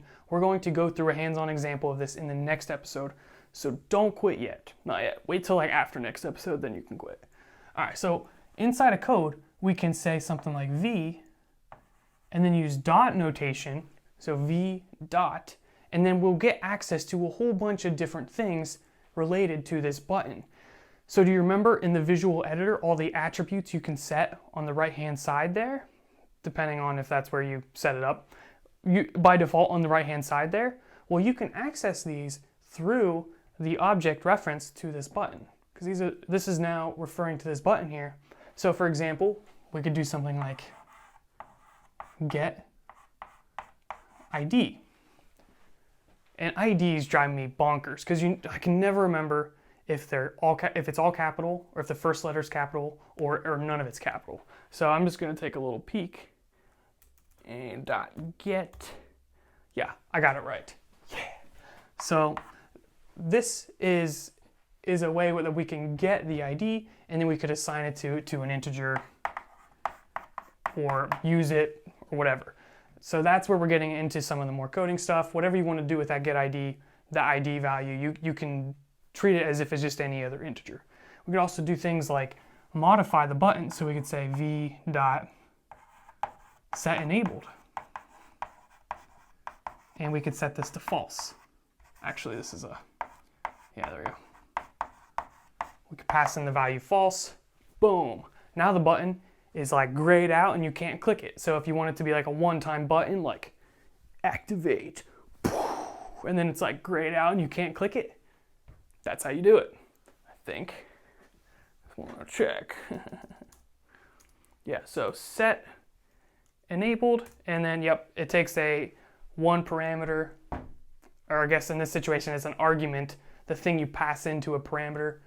When you're invoking a method, this is known as an argument. So it takes one argument and it's a Boolean, true or false. So that's how we can disable that button, make it no longer clickable. So pretty much any of the visual stuff you would do with the button, you could also do it in code, and you get reference to that button because it's passed in here. Now, here's the cool thing. All right, let me clean up some of this junk here. All right, so let's say you have two buttons. All right, not one button, but two buttons. All right. And you want both of these, when you click them, either one, you want that specific button to be disabled. Well, we create one method and we can set it as the onClick handler for both of them. And because that parameter, each time we click one of these buttons, that parameter is going to have the value of whichever one we clicked. So the first time, let's say we click this one, V here is going to refer to that button. So it'll be disabled because we say V dot set enabled equals set enabled false. I don't want to type it. I don't want to write it out. So it's specific to that button because we're not being specific to which button is being disabled. We're using a general variable here that changes based on which button we click. So it's not like we're saying, hey, the button with the ID of 12, set it to disabled. That would be specific, and then it would only work for one button. So by being general, we basically made this method here, this event handler, more effective, and it can work for any of the buttons. So try it out. Go into your editor and create a method and set a parameter that looks like this. View V. You can name it whatever you want. You can name it passed in, you can name it button, but just V, just because it's kind of similar here. And then just say V dot, and look at all of the different stuff you can do, and depending on which button you click, depends on which button is affected. If you click this one, that button's going to be affected. If you click this one, that one's going to be affected. So hopefully all that information makes sense. Now I know it is very fluffy, but that's because I like to go over the concepts face to face to camera here. So then when we go and type stuff out, it actually makes sense because you're able to tie the code to these concepts that we just covered in this video. It's a more effective way of teaching, trust me. I know, because I'm like really good at this stuff, right?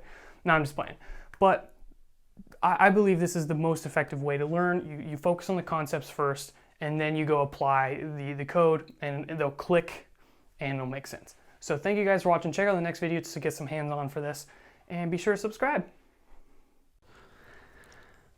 Hey guys, welcome. In this episode, we're going to get some hands-on experience working with the onClick event for buttons. And let me just show you what we got so far. So we got this button, and if you want to see what it does, let's go over to my sick new smartphone. Click button, and look, it does absolutely nothing.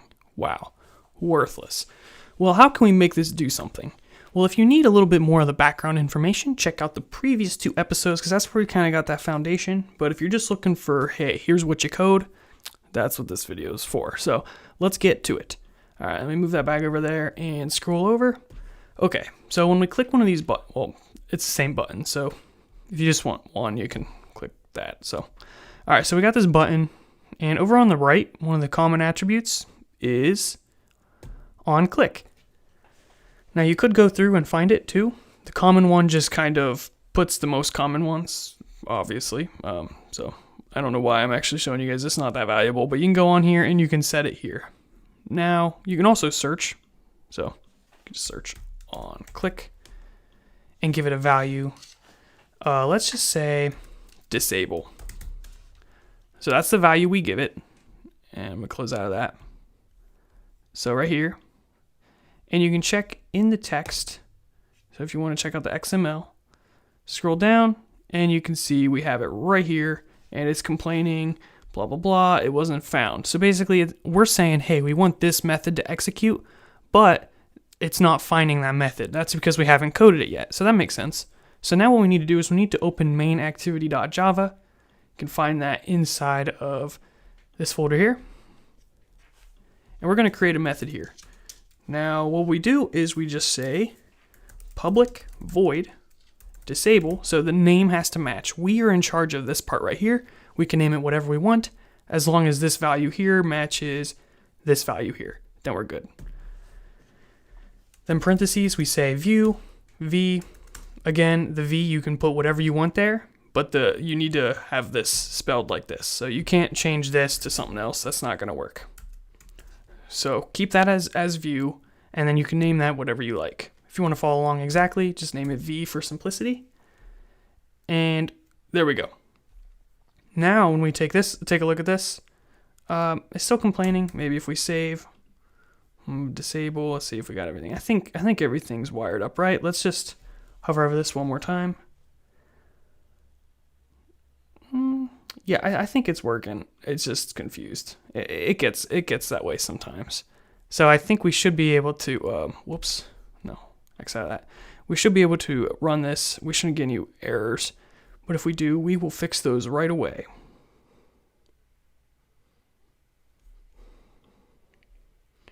And literally building takes like 10 hours.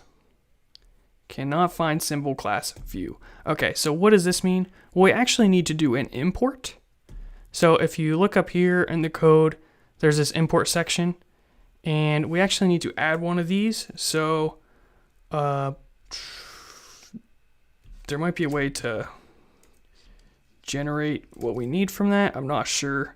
But what we can do is we can say import Android.view,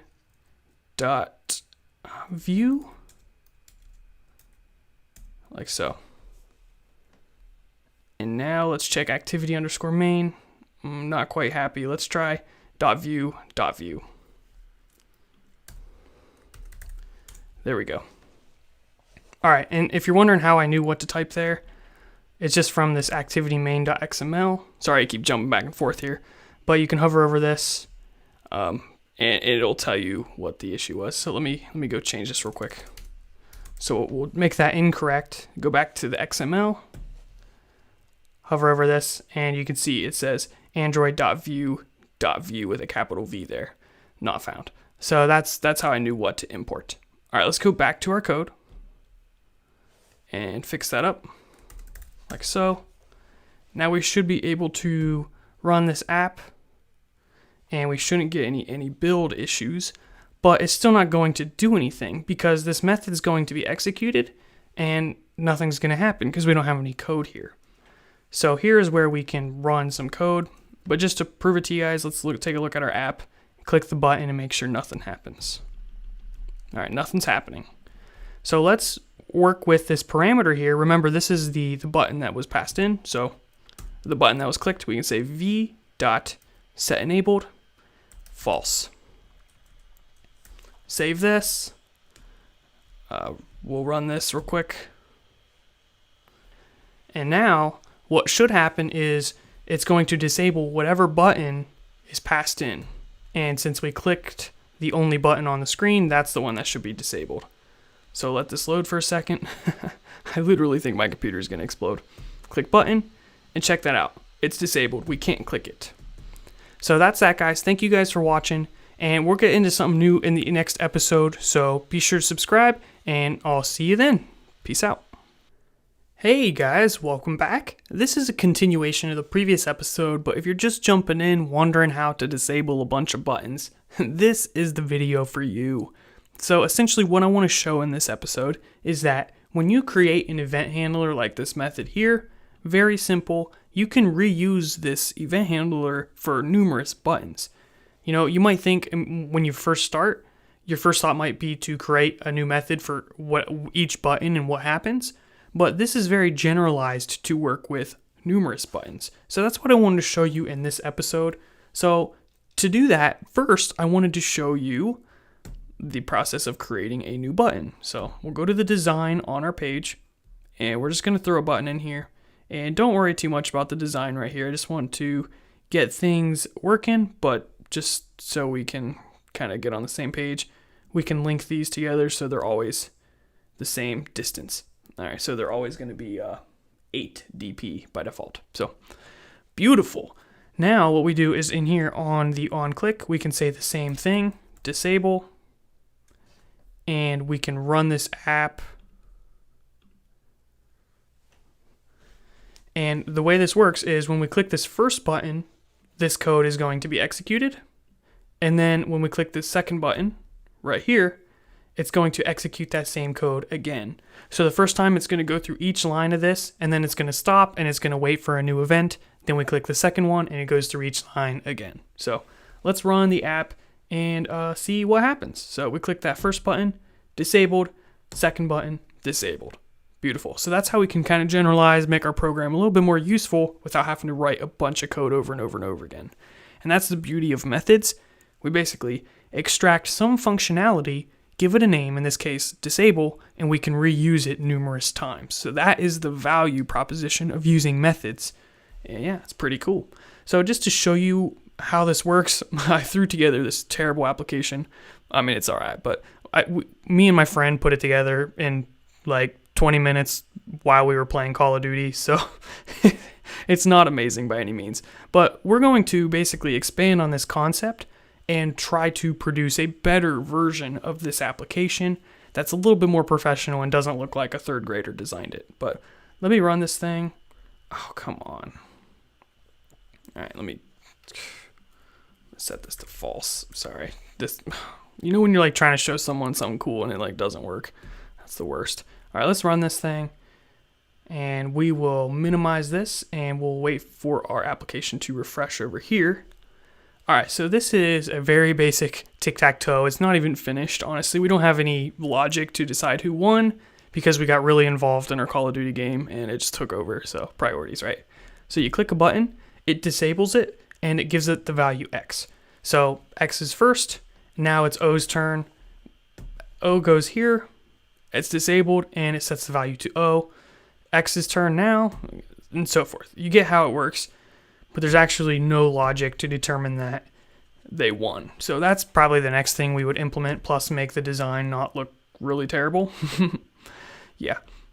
But the way this works is we basically just have some variable that exists beyond the method. So kind of like it's a class level variable, and that will switch from X to O. And then we just assign that to the value here and disable it. So that's how that works. Just wanted to show you guys a little bit more on how to make your methods more useful. So thank you guys. Be sure to subscribe and check out the next video because we're going to talk about logging, which is a very useful tool for debugging and just following along with your program and all kinds of other stuff. So check it out. Be sure to subscribe and I will see you then. Hello, ladies and gentlemen. Welcome back to the greatest Android tutorial series on planet Earth. Alright, so this episode we're going to be talking about logging. It's really super simple, but it's actually kind of cool because it gives you some kind of categorization capabilities. So basically what we're going to be doing is the equivalent of a console log in Java or a console.writeLine in C# or a whatever it's called in all these other languages. Basically, how can we write to the console for our sake for debugging or just following along with what's going on in the application? Or if we want to log if things were successful or a failure or whatever it might be. Well, it's real simple. All you gotta do is say Log.d, and this is gonna take 2 arguments, and you will need to import android.util.log, as you can see I did there. So the first thing is kind of like the category, or what you might categorize it as, which is what I just said. So we'll just say success, and then comma. This is where we put a message. So we can say button disabled, or whatever we want to say right there. Now, when we run this, let me stop right there.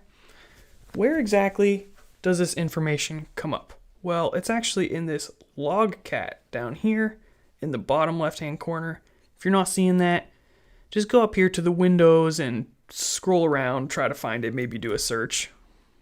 I guess I don't really know where it is right offhand. So tools, view, and then tool windows, and then Logcat. So that's how you find it. All right. Now, when you see this, at first, there's just going to be an overabundance of information. Way too much. And it's hard to actually see what's going on. So what we can do is we can actually search for our tag right here. So we will say success, and I'm not seeing anything.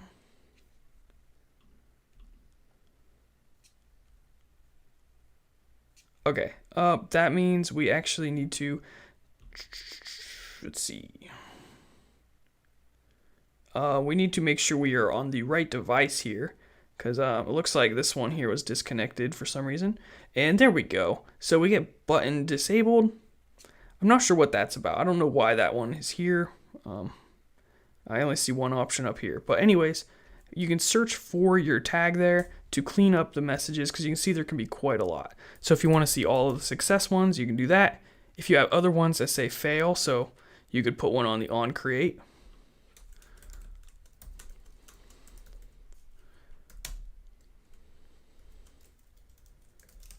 Obviously, this one's kind of a lie because it actually is working just fine, but we'll just pretend. All right, so we will run this.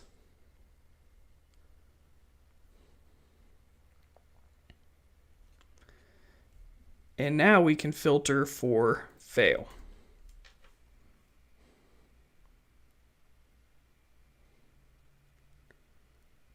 And you can see it shows up right there. Now it did catch a couple of other things, like failed to do something here and failed here. So if you want to make sure that doesn't happen, just make sure you give your tag name something unique enough so that it doesn't show up when you're searching for it. So that's how you can do that. You could say fail, or you could search success. And now it's only going to show up when we select a button. So there we go. Thank you guys for watching. That's your basics of logging for Android. And if you have any questions, unless the question is why it's called Logcat and Log.d, because I have no idea. So maybe you guys can help me there. Why is it Log.d and Logcat? Thank you guys, and be sure to subscribe and check out the next episode. Peace out. Hey everyone, welcome. In this episode, I'm going to be teaching you how to change the text on a button. Now we're going to be doing it when you click the button. So this is our event handler for that button. V refers to the button that we clicked, and we can start messing with its attributes by using the dot operator right here. So your first thought might be v dot and then something like set text. And there's a couple options here: set text alignment, set text or direction, set tooltip text, but there's nothing just set text. So this is not a capability on the view class, but it is on the button class. So what we can actually do is we can take our object, which is currently of type view, and we can cast it to type button. So we're going to get a new object of type button. So what is that going to look like exactly? Well, hopefully that wasn't too much of a mumbo jumbo, but just follow along.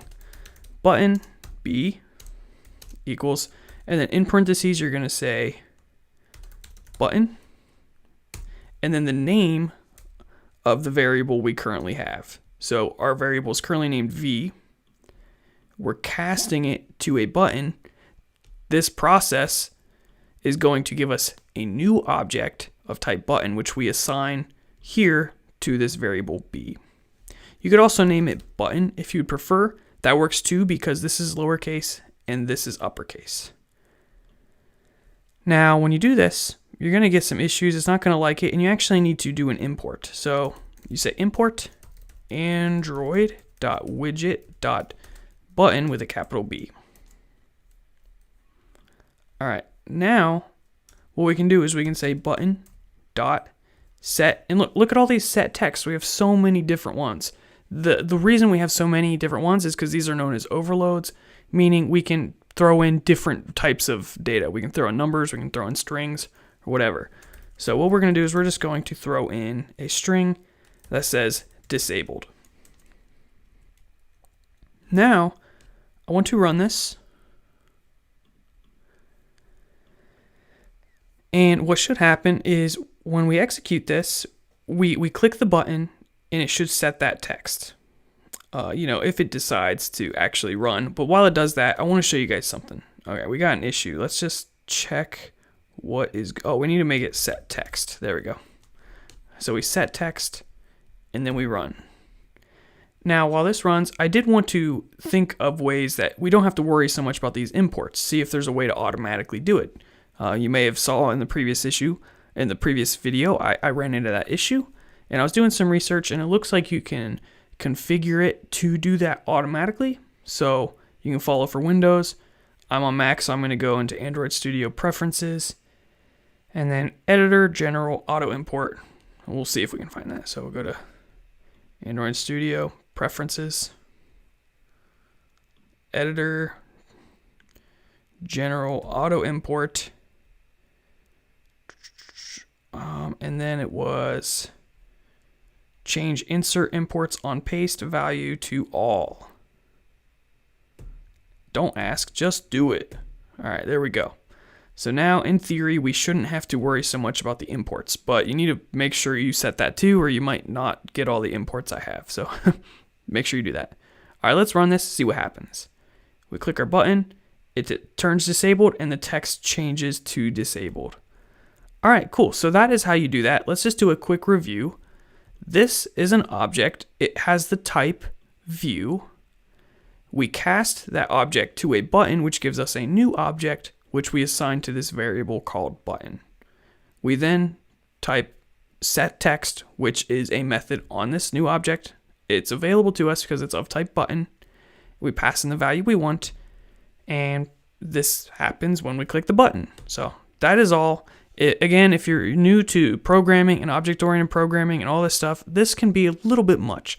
For now, what I want you to do is, if you don't understand all that, just type it out as is and understand that's how you change the text of things.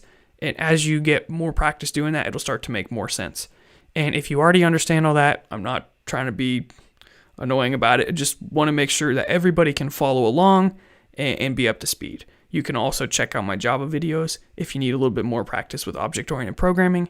But the main thing you need to know is how to just cast this object to a different type of type button and then call setText. That's all you really need to know for now. You don't need to know everything. So thank you guys for watching. Be sure to subscribe. We got a lot more coming, and I'm really excited. So I'll see you in the next episode. Hey, what's going on, everybody? In this episode, we're going to be talking about FindViewById and this magical thing called R. Now, I'm trying orange on today, so it's a little different. Let me know if it fits well. I'm not really sure what color I should try next. Also, shout out to Hobby Lobby. Shirts are like $3. Also, I'm gonna go get a haircut real quick. All right, that's at least a little better. It's a little short. I probably don't even need this. I can just write the notes on my forehead. Now my shirt's all itchy, so I'm gonna change that as well. There we go. All right. So what are we talking about? We're going to be talking about the R class and FindViewById. So up until this point in this series, we've talked about doing an event handler for a button click. And when we do something like this, we have a parameter in that event handler that allows us to work with that button. And it looks something like this.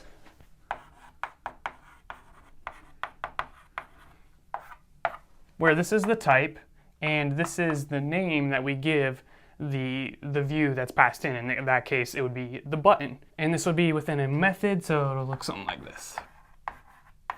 Public void, I'm out of space. We'll just call it X, whatever. It doesn't really matter what it's named. The point here is we can work with the view or the button in the case of the click right here by using this variable. And you can get the object using that, but you can also get other objects using this special method, which is FindViewById.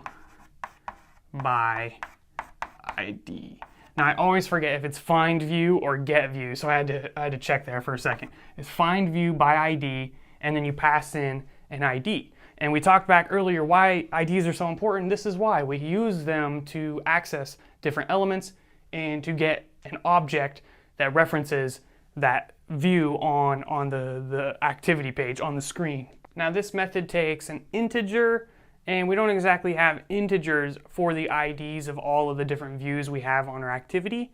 So we use this special class R, and what we do is we say R.id. And then the string name that we assigned to a particular view. So for example, we could have named it btn for button.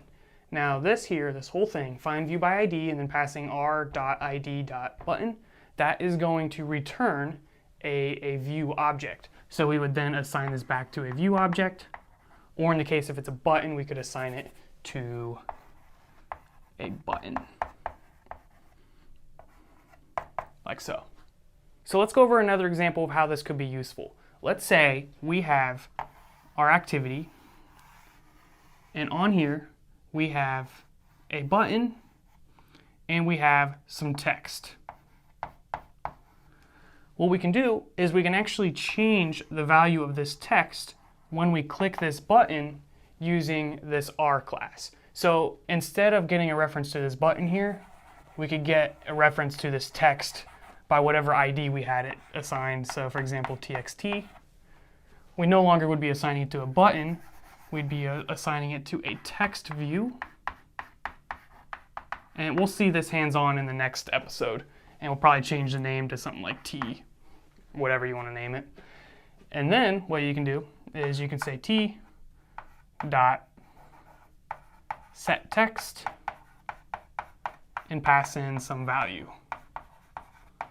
So that is how you can access other elements or other views besides the one that's passed in through the parameter. So this one here, that refers to the button, but we're able to access a view other than the button by using this right here.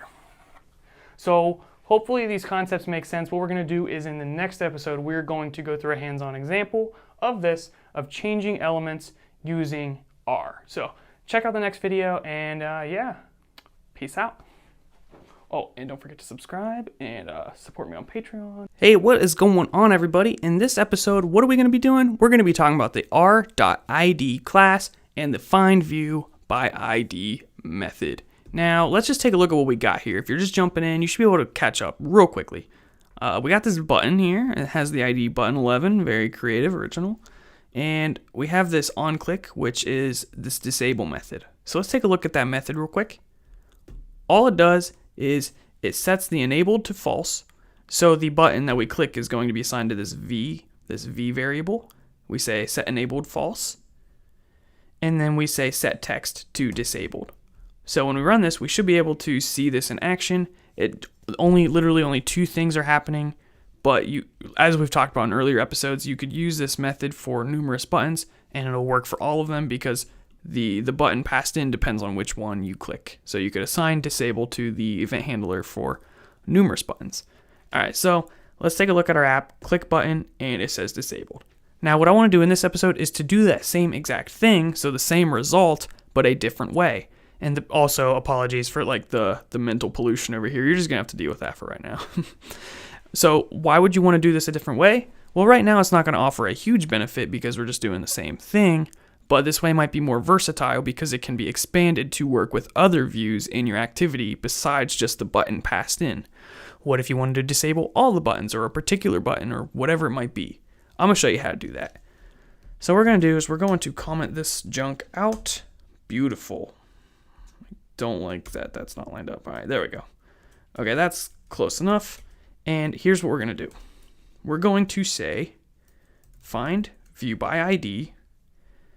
And here we have to pass in, just type this out as is, R.id. And here you get access to a whole bunch of stuff, including our view, button 11. So we click that, it shows up there, and now this is going to return a view. So it's a view object, like so. You can assign it to a variable. In this case, we'd have to name it something different than this, so we can just say something like my view or whatever you want it to be, and that works fine. Now you can reference this variable, my view dot set enabled, and we could say false. Next thing, we can do the same assignment to a button, so you can say button is equal to, and then we can cast it. My view. And if you're still curious why we have to do that step, well, when we say my view dot and then we try to set the text, you can see there's no option for just set text, only these three options here. So that's available only on a button object, which is why we have to cast it. So button, my view, lots of buttons. It's a little redundant. All right, so then what we do is say my view dot set text, put in some value, new disable, just so you guys can make sure this is the new version and see what kind of errors we got, if there are any. One error found. This is one thing about it's not clear what the errors are, which bothers me. I can't find an easy way just to be like, oh, here's the error. Like, take a look at that. You always have to run the thing, and it takes 30 minutes. All right, so cannot find symbol method set text. All right. Oh, that's because we're doing it on my view, which I was just saying you can't do that. So we have to change that to button. There we go. So we run this now. And now when we take a look at our new app, once it does its refresh,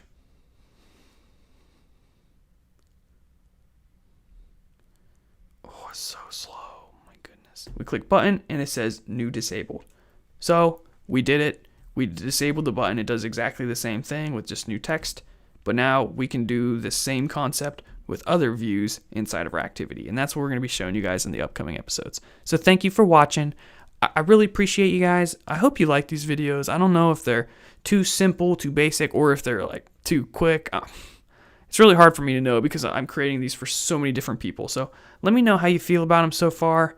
And yeah, also I want to know your favorite flavor of juice. So leave that in the comments section below, and I will see you in the next episode. Hey, what's going on, everybody? This episode, I want to talk a little bit about casting. Now, we have talked about casting here, where we casted this view to a button. So we're getting a little bit more specific. But now I want to do this inside of a larger expression and just explain one of the issues that could rise and what you need to do to fix it. So, for example, here we are taking this FindViewById and we're assigning it to a view object. Now, what if we know ahead of time it's going to be a button and we want to be more specific? Well, you can assign it to a button here, and it doesn't seem like that's a problem, but then you have to use this variable throughout all of it. And sometimes you don't want to do that.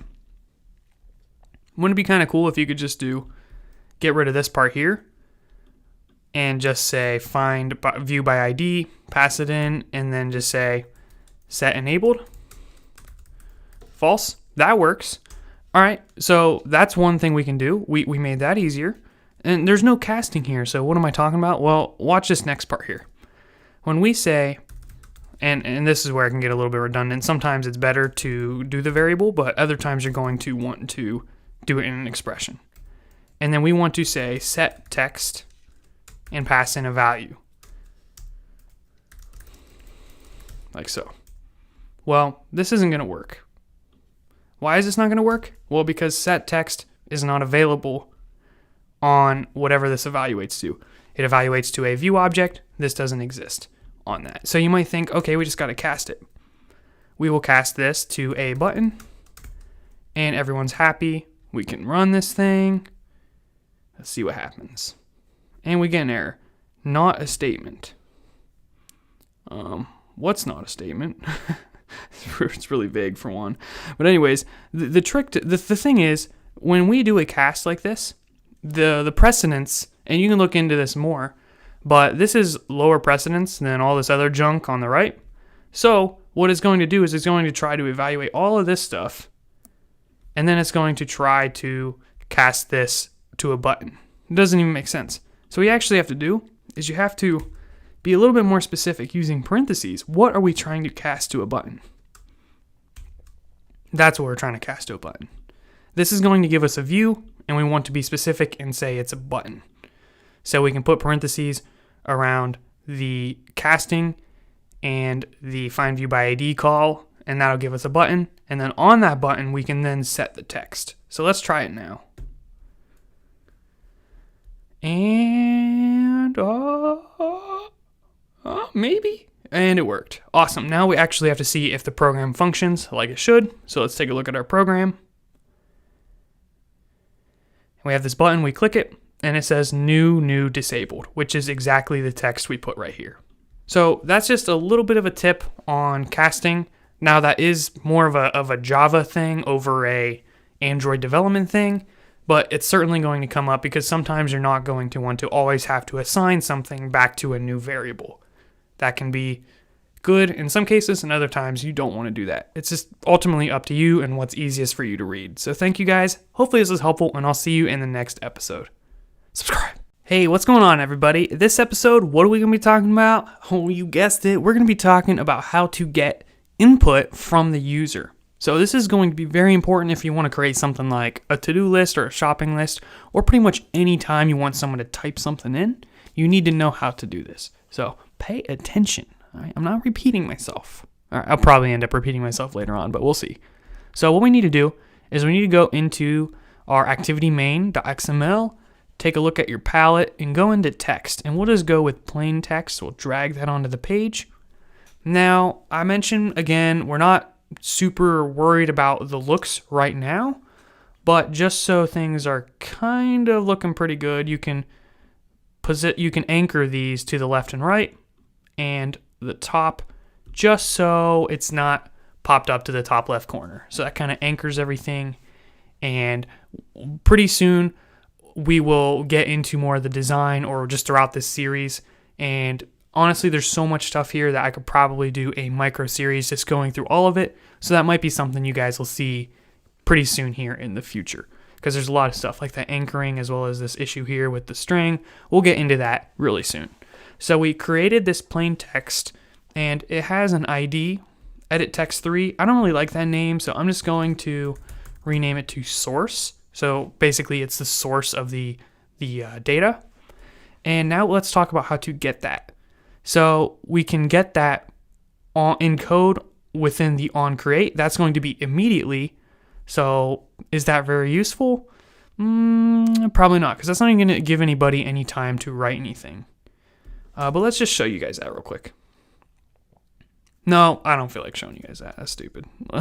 Why would I say it's not a good idea and then I'll show you that? That's all right. What we're going to do is we're going to create an event handler, public void.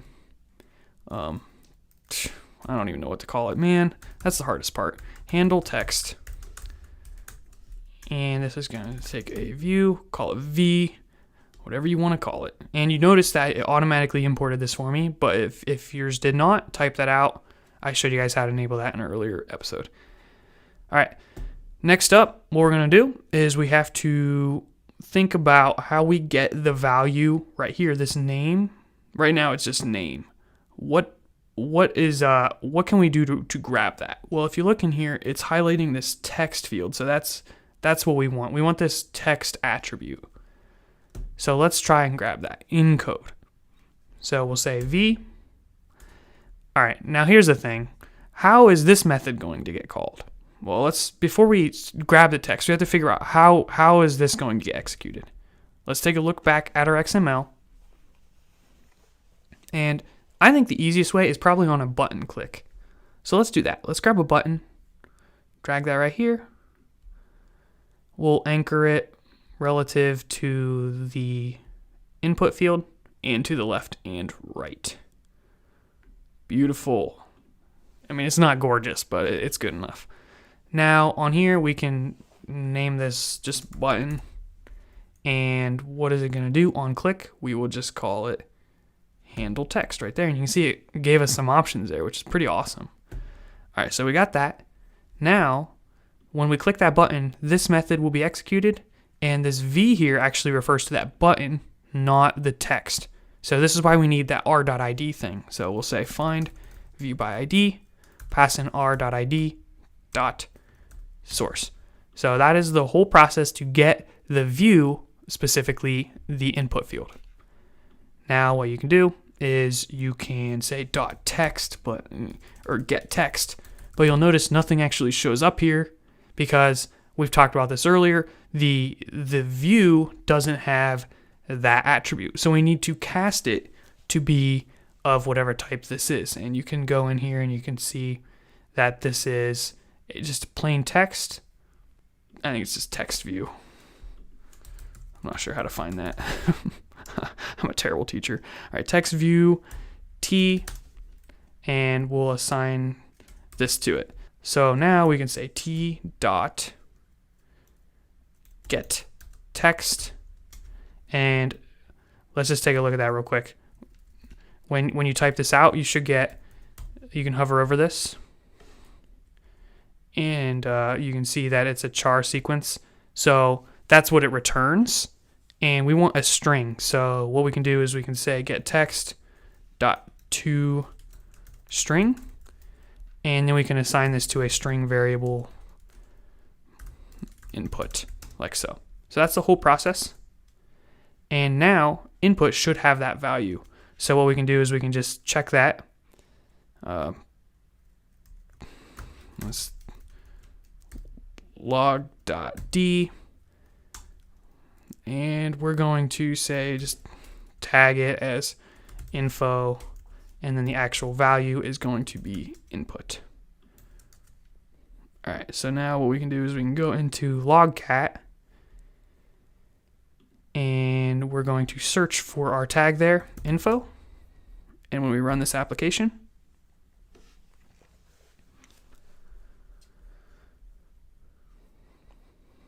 and we take a look over here, when we click that button, that method should be executed, and it should log that whatever we put in here. So we'll click button, take a look at our log.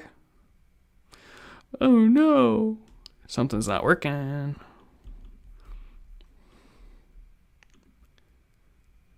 Let's try typing something in here. Oh, again, we need to make sure we're on. I think this is because I had an emulator installed earlier, and I uninstalled it. I'm not really sure why it doesn't default to the correct one, but make sure you select that correct emulator there. Hey, this is real time, guys. This is the kind of stuff you experience when you're programming. I'm not gonna hide too much, all right? So you can see it actually did work. We just weren't able to see it because we were on the wrong profile here. So it executed, it put name there 3 times and then name FFE. So anytime we put something in here, we can have it show up. So we can say Caleb, select button, and there you go, button. So hopefully that's helpful on how to get the text from a text input. Thank you guys for watching. Please be sure to subscribe because we're going to be working with these inputs for all kinds of cool apps. Did want to mention one additional thing. We used TextView here, and obviously that worked just fine. Earlier I went over to the XML and I was like, okay, what class is this? And I wasn't able to find it. Well, I actually realized if you hover over here on the component tree, it'll tell you this is of type EditText. So what we can do is we can go back to our Java and change this from TextView to EditText, and that's just a little bit more appropriate. It's more specific, so everything should work exactly the same way. Obviously, if you didn't use EditText, it's not going to break anything because we tried it and it worked just fine. So our app should work exactly the same way. We just put something on here, press button, and look, it shows up right there. So I just wanted to give you guys that little bit extra information. Hopefully that just shows a little bit of how programming goes. So thank you guys, and I'll see you in the next episode. Hey, what's going on, everybody? This episode, I just want to do something real simple. I want to teach you how to take input and use it as output. So in our little app here, we are taking input in this plain text field, and I want to output that on the screen.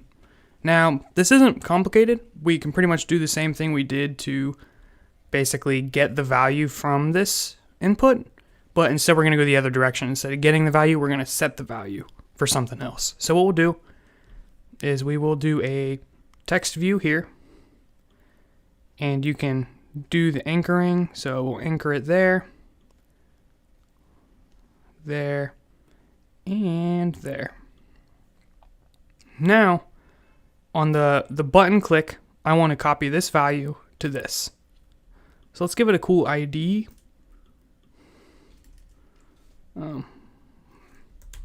Very creative, I know. Go output. And then in here, when we click the button, this method gets called. We're getting the value from the input and we're logging it. But instead of logging it, I want to apply it to the output. So to do that, we say FindViewById, and then we say R.id dot, and then we put the ID, which is, what was the output? And then set text. Now again, it's not going to be there, so we need to cast this. So we'll say TextView, and then parentheses around the casting and the FindViewById call. And then we set a value in the set text. What value we're going to put, we could manually put something here, but we don't want to do that. We want to dynamically set it. So in order to do that, we just put input, no quotes. So basic Java here, this is a string variable. So when we put it here like this, it's essentially taking the value of whatever this is and plopping it right here. So in theory, if I did everything right, it should work. And it works the same way as this log, where we're just putting the input value for the log. It goes right here. Well, instead of doing that, we're going to put it on the screen. So let's try it out.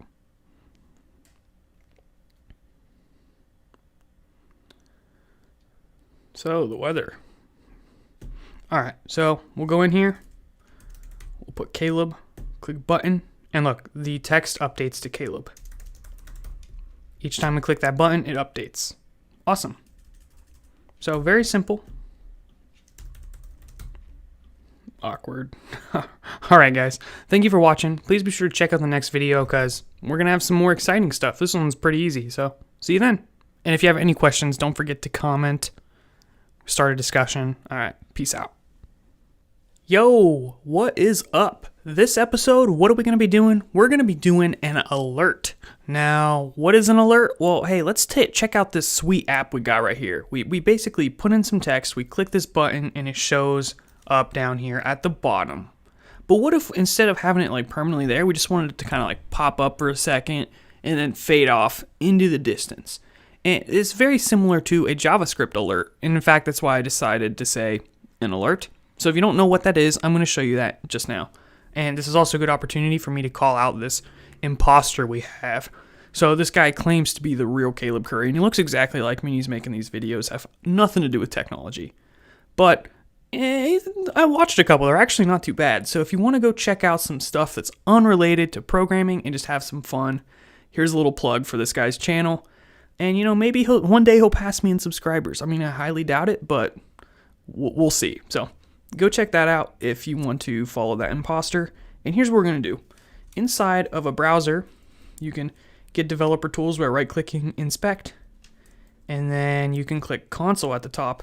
And then you just say Alert and pass in some message. There we go. And it'll pop up. And these are those things like when you go to a website and it's like, wow, you won $1 million. And it's like, do you want to continue? And the only option is like yes or okay. Whatever. Anyways, we're going to do something similar inside of Android. So how do we do that? It's kind of weird, but we're going to do it. So we'll get rid of this Log.d, and instead we're going to say toast. Yep, we're making some toast. No, I'm just kidding. We're making some text.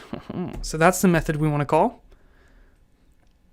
So yeah, it's going to take three things. The first is the activity. Well, we're in an activity. We're on the main screen. So to do that, we can say this. We're going to say, hey, the activity we're currently on. Whenever we say this in the context of a class, it's talking about whatever instance it's on. So the instance of this main activity. So yeah, Java. If you need more info, go check out my Java series. But yeah, just type this. All right. Next up, we need, what was it? I forget. So what we can do is we can go on a new line and we can take a look at the signature. Make text, and look at this. You can go through here and you can see what it expects. So it takes a char sequence. So let's just put in the message there, I believe. And then the third thing, stop going away, is the duration. So we will say alert. And then lastly, we'll say toast.length_long. So that's an enumeration. It basically gives us you have to choose one of numerous possibilities. And then that's not it. We actually have to say dot show. So yeah, a lot of stuff here. Definitely a lot easier to do in JavaScript, but hey, whatever. Let's just go with what we got, and we'll get rid of this line here. Save this, and we'll execute this. And now, in theory, when we click the button, this text should pop up on our phone. So let's give it a try.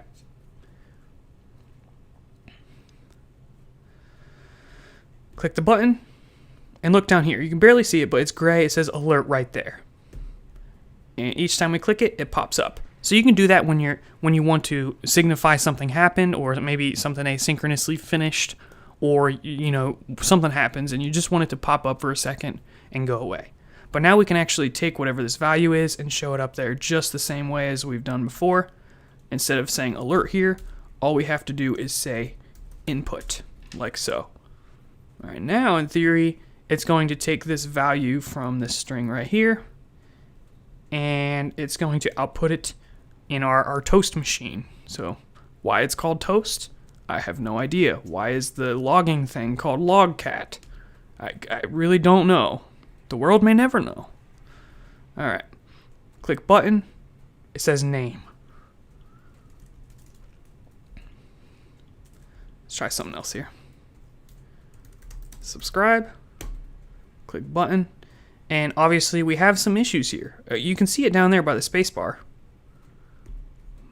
So I guess it does show up. And we'll work on improving that throughout the course. But for now, you know the little bit of the basics. You can use this for your own sake, for debugging, or just to checking to see if things are working, or to signify something that you want to fade away. So thank you guys for watching. Hopefully that was helpful. Again, please be sure to subscribe, and go check out that phony The Real Caleb Curry if you want some stuff on tactical gear, unboxings, probably some fashion, because you know I'm very fashionable if you guys haven't seen my wardrobe. You know, life stuff, basically the real me beyond the computer. So go check that out. Peace out. Hey, what's going on, everybody? Welcome. This is a review episode. So what are we going to be doing?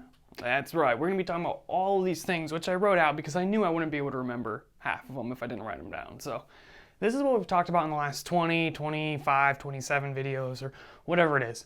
And we're not going to go in a ton of detail of these, but if there's anything on this list that's like, ooh, really confusing, or you have no idea what it is, then you might want to review some of the previous episodes. And that's with two exceptions, fragments and intents. We barely talked about intents, and we haven't even talked about fragments yet. I'm going to get to that in this episode briefly. So, where it all began. If you guys remember back in the day, episode 1, I just talked about the basics of app development, and we brought up Android app development, obviously, and then episode 2, we talked a little bit about Java versus Kotlin versus all these other opportunities, and I decided to just talk about Java versus Kotlin in this episode.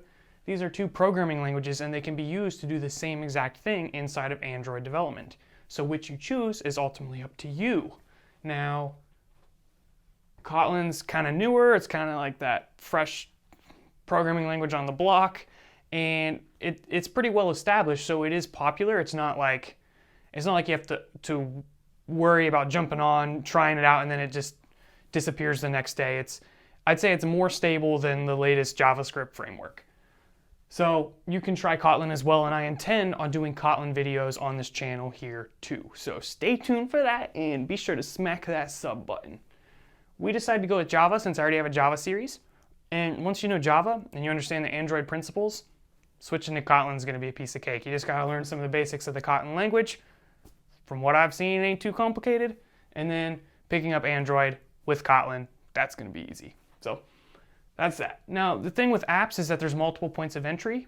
And these points of entry, the different pages, are known as activities. So we've been working with one activity. And the next section, we're going to be talking about starting a new activity from another one. So we're on the main page. How do we open another page from that page? And you do that with something called an intent, and we're going to get into that. We briefly touched on that in an earlier episode, but I just wanted to bring that word up so you had it registered in your little brain there. Yeah. So that's that.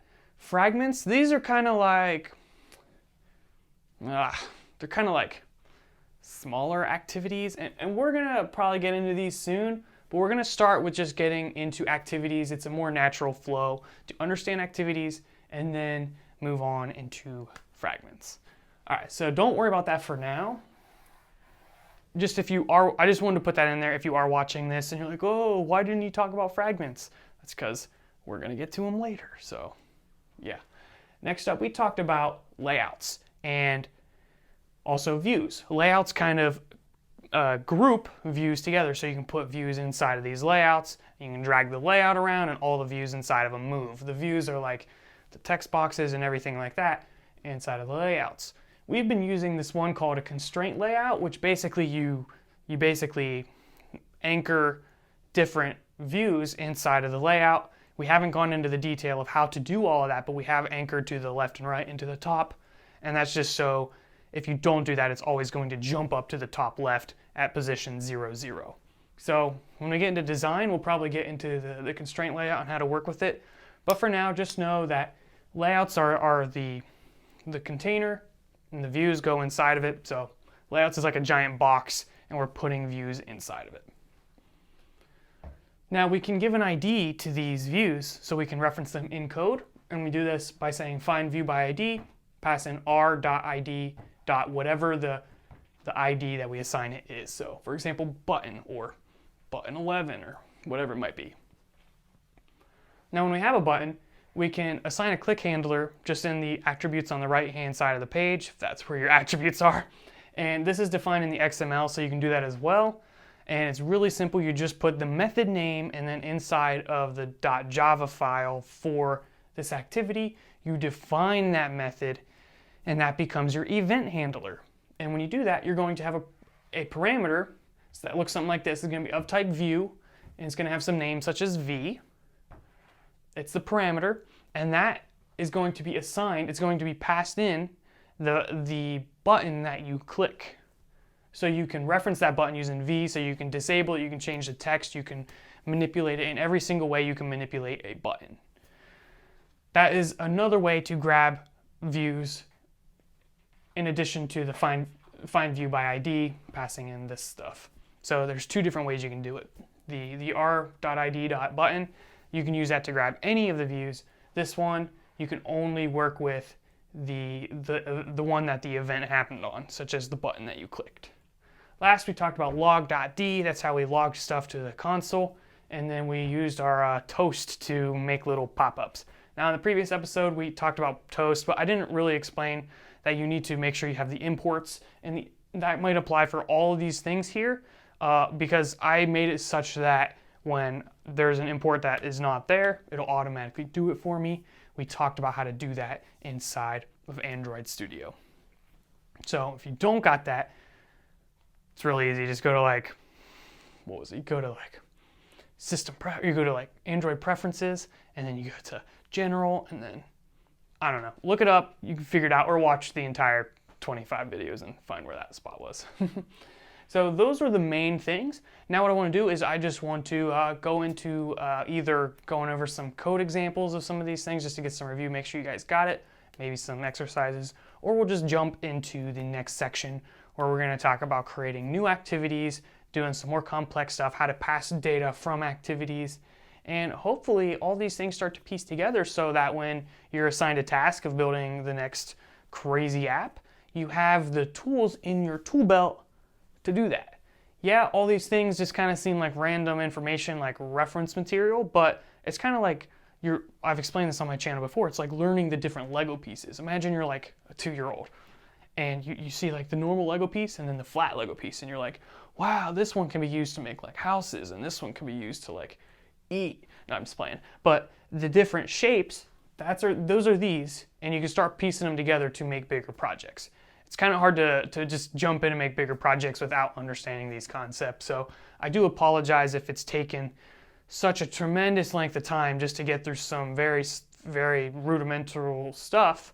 But that's the approach I like to take, because then I feel like you got that solid foundation and you guys can go do stuff on your own versus always having to be stuck in a tutorial purgatory or whatever you want to call it, where you can't manage to create anything besides watching tutorials and following along.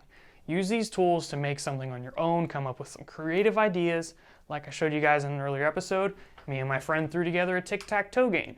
All we had to do was piece some of these basic things, and we didn't even know what half these things were called at the time. We just did it because it sounded cool, and when something wasn't working, we just tried something else. We looked stuff up, we got on Stack Overflow, asked different questions, and it kind of progressively got better. You know, at first we just had buttons and they didn't do anything when you clicked them, and then we got them to go disabled, and then we got them to say circle or X, and it just got better and better from there, and then we got bored and we just went back to playing Call of Duty and went on with our lives.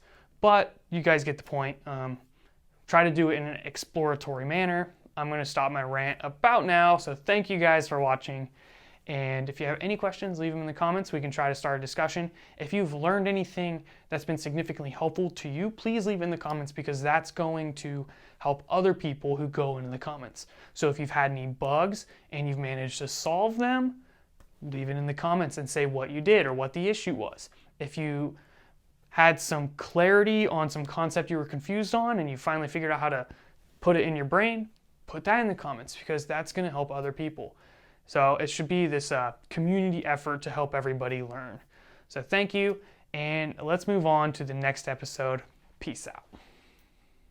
Hey everybody, welcome. This is going to be your hands-on review of all the primary concepts we've talked about in this series so far. So if you have all of those down, you're a pro, you know exactly what you're doing, then go ahead and skip to the next episode. But if you just think you could use a little bit more practice and you just want to make sure you got all those concepts before starting new stuff, then this is the video for you. But either way, you got to hit subscribe. So even if you're a pro, make sure you smack that sub button. And if you're not a pro, then enjoy this video and then subscribe. All right, so where to begin? Well, we have this activity here, and I never told you this, guys, but you can actually resize these, which is kind of cool. So you can really test the dynamicness of your design. We haven't really gotten to design a whole lot, but just thought I'd throw that out there. So I still have my notes up on the chalkboard, so I'm going to be peeking back there. But the very first thing we did was we talked about activities. And when you start, you have one activity, and in the upcoming section, we're going to be creating new activities and showing how to launch those. So don't worry about that right yet, but just know that where all of the work you're going to be doing is in this activity_main.xml for the design, and that is tied to actual XML, which you can see by slapping this text button down here. Looks a little something like this. Right now it's pretty empty because we don't have a whole lot in our activity. Now the actual code for this is in main.activity.java, so anything with a .java, that's where the code goes, and we have some old code that we had from earlier. We can go through that soon.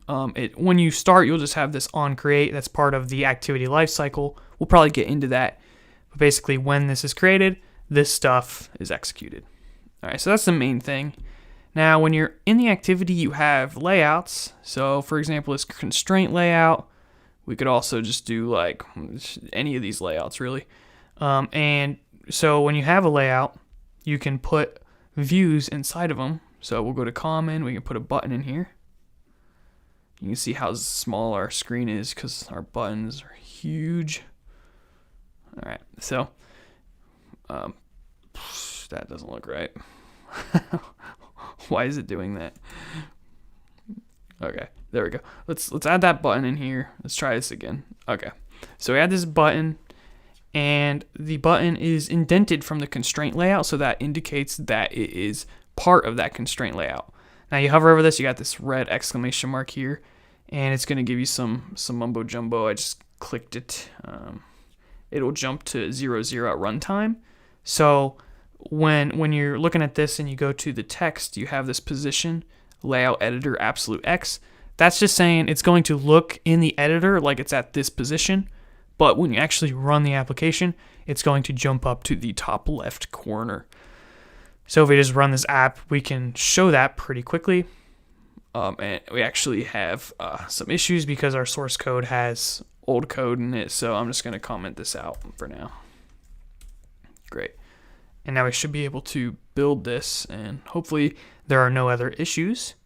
So again, if we look at the design, the button is positioned here, but it'll jump up to 0, 0. And you can see that when this actually launches, one thing I've learned while doing this series is that, man, this emulator is slow. I either need a new computer or a faster emulator. You can see the button is jumped up to the top left. So that's that. Now to fix that, you can anchor it. So you grab these little circles, anchor it to the left, anchor it to the right. That'll position right in the middle. And you can do it to the top as well. And when you do it to the top, you can see that space right there is 8. You can define that right here. So we could set that to 16 or whatever. Then if we did it again, it defaults to 16. Sorry about that. So that is how you position, but that's really not what I wanted to talk about. What I wanted to talk about is that there's an ID, and you can see this over in the XML. You can see ID right here. And you can also see the positioning here as well. So there you go. So we can use that ID throughout our code. For example, inside of the main activity, we can do something like FindViewById and pass in R.id and then whatever the ID of our button is. That is how we get the view in our code. The other way to get our view in our code is with the click handler. So if we are in our design here, we have the onClick. We can make a method to take this. So we already have a method defined. We'll just use that one. Let's take a look at what that's called. It's called handleText. So I'm going to copy that and paste that in the onClick here. So when we click this button, this method will be executed. And we can uncomment it now. We still have to worry a little bit about the syntax because we got some stuff in here, but let's just talk a little bit through this. We'll get rid of these three things. You can work with the button using this v. So v.setEnabled, you can set that to false as an example. That's the example we've been using, and that's a Boolean, which is why it's not in quotes. It's just a Boolean like that. You can also use this toast to make things pop up on the screen. So let's say when you click the button, you just want to say clicked. Here's how you would do something like that. And we can run this, and while that loads, we can also do the logging, which I've told you guys about a couple times. Log.d, and notice when you do these, you're going to have some imports. You can see the imports I'm actively using because they're colored, where these gray ones I'm not currently using. So yeah, make sure you get that. Copy that down. And again, if you want to make it do it automatically, go up here in Preferences. Let's see if I can even find it. Yep, Editor, General, Auto Import, and then should be this one right here. Add unambiguous imports on the fly. Unambiguous meaning there's no question that it's the right one.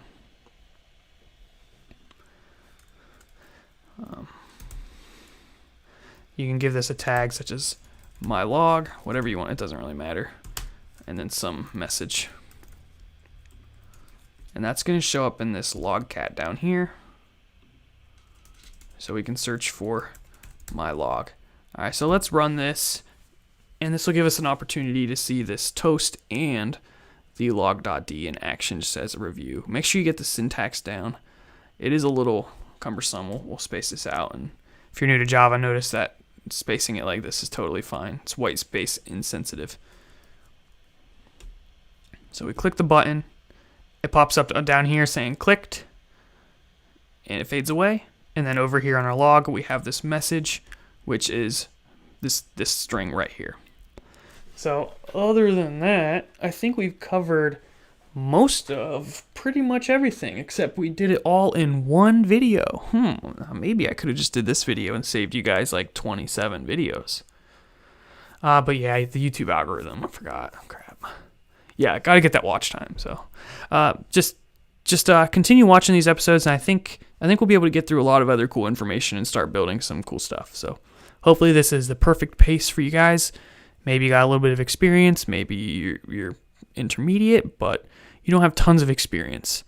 And maybe my pace is a little slow, but it also gives you time to really process the information.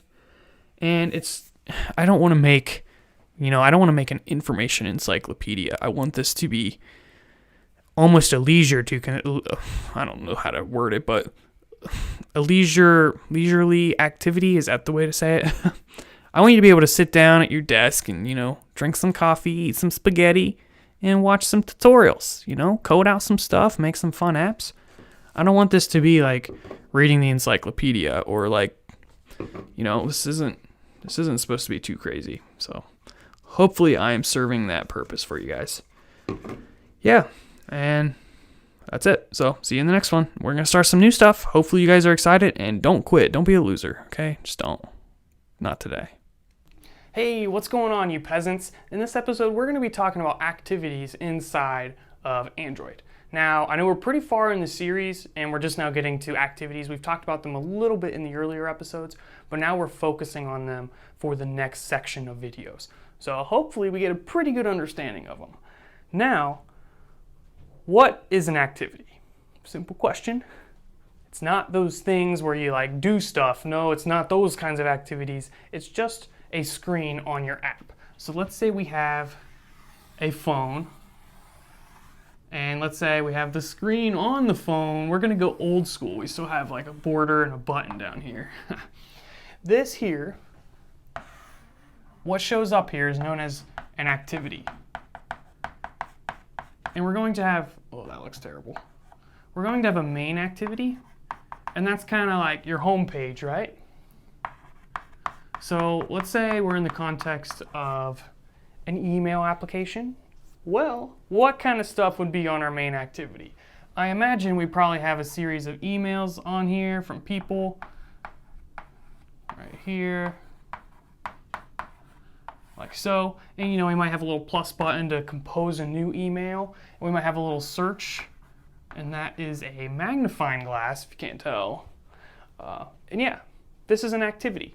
Now, when you click something, such as this plus button, this might open a new activity. So now the screen's going to change, and it might look something like, instead of having all these emails here, you might have a box to type in, and your keyboard might pop up with the different letters you can type, and then who you're sending it to, and so forth. So this is a separate activity. So you can see how one activity can send to another activity. Another thing you need to consider is how your app is opened. Because oftentimes, since these are so kind of like their own entities, we have one activity here, we have one activity here, we can send people directly to a specific activity. So you don't always have to go through this home page. So for an example, let's say we have a website and we have an email button. Someone clicks that email, it opens your email app, and it immediately goes to the compose activity, and it just skips the home page altogether. That is an example of how we can access our app in different ways, and the activity that shows up depends on what we're trying to do. All right, so basically you can think of all the activities as serving a specific purpose, and there is a level of separation of concerns. So basically a fancy phrase to say the activities are not dependent on one another. Now, does it always work that way? Maybe not, but ideally they can be separate. So it might look like something like this. We can think about every possibility of different screen as an activity. So we have the home page, we have a compose email, we have a settings, we have a account details, we have, I don't know, I'm out of ideas. Anyways, we have a bunch of different pages,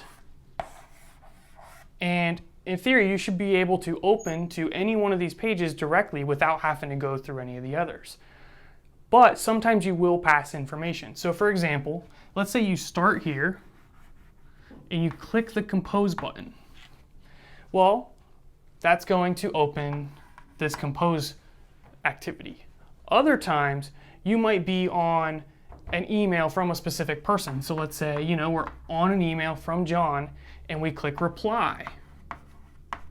Well, this too might go to that compose page, but now it's going to send a little bit of extra information. That ones and zeros, that represents information. It's like binary, right? So we can pass that extra information. So now in this activity, it automatically fills in John in the to section. So that is how activities work. They can be separate entities, but we can tie them together and pass information from one activity to the other. And the way we initiate a new activity and pass data is we're going to get into all of the different ways of doing that. How to get data from this activity to this activity. And we're going to be using these things called intents.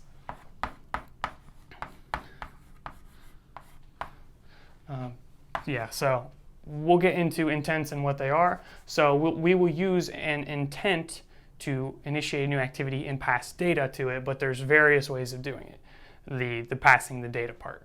So we got a lot of information coming up. hopefully you can start piecing this information together. I know it's a lot of like scattered information, but again, we're trying to learn those Legos and eventually we'll be able to piece them together and start building cool apps. But you're not gonna be able to do that unless you understand some of these concepts. I want you to leave this series knowing more and not necessarily just having this thing that you built and have no idea how it works.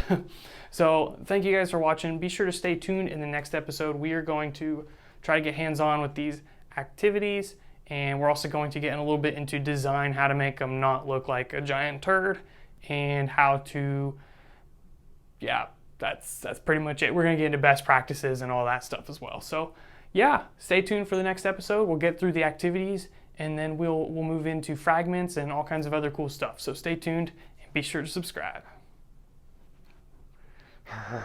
What's going on, everybody? This episode, we're going to be talking about how to launch a new activity in our app. And right now, we're just starting off with a clean slate. We don't got anything too fancy here. This is the default code.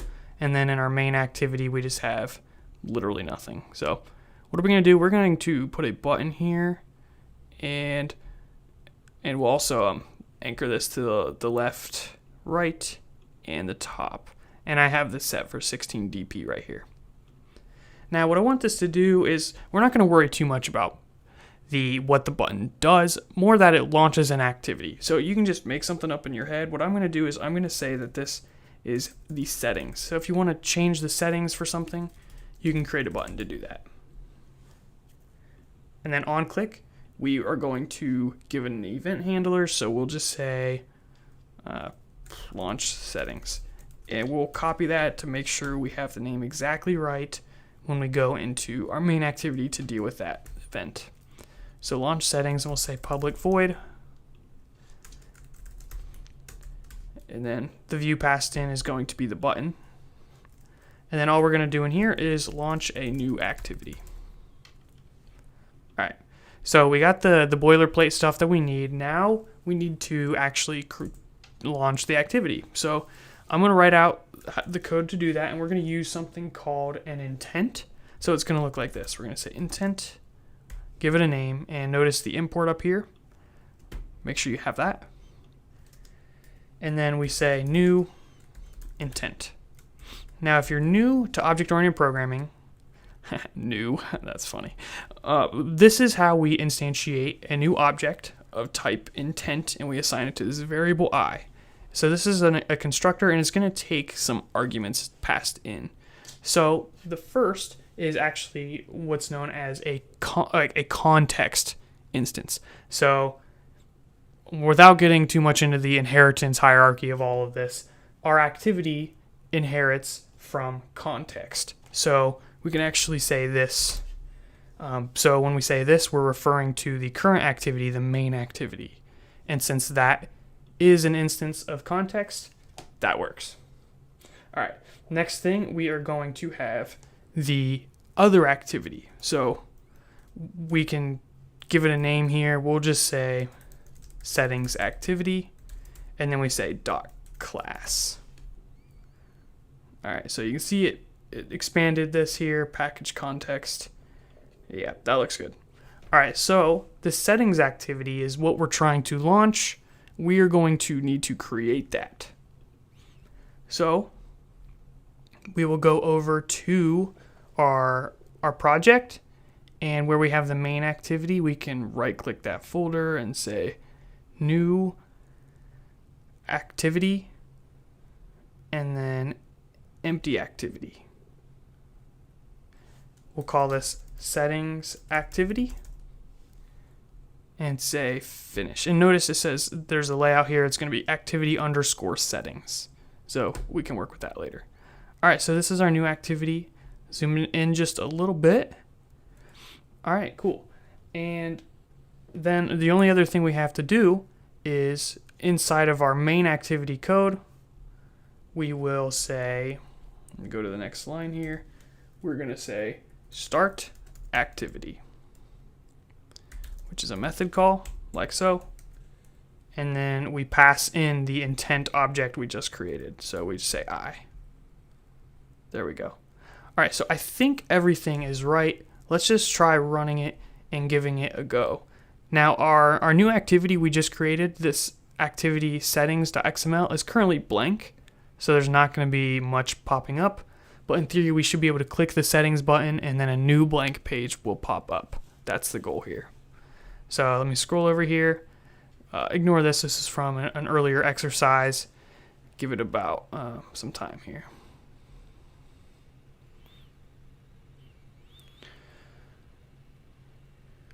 Man, I could go for some mac and cheese. All right, so we click settings.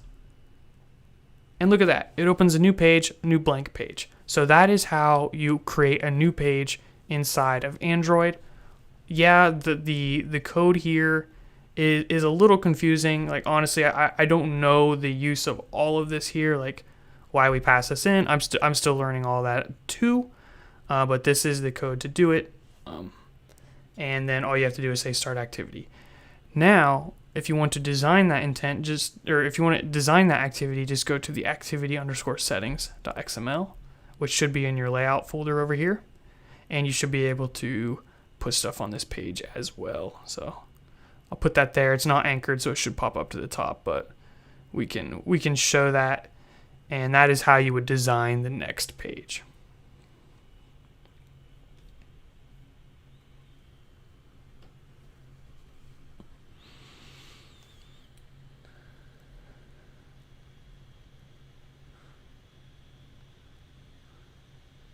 Oh, mac and cheese, man. Sounds so good right now. Okay, we click settings. It goes to our new activity and our button is there up in the top left. So hopefully that helps with creating activities.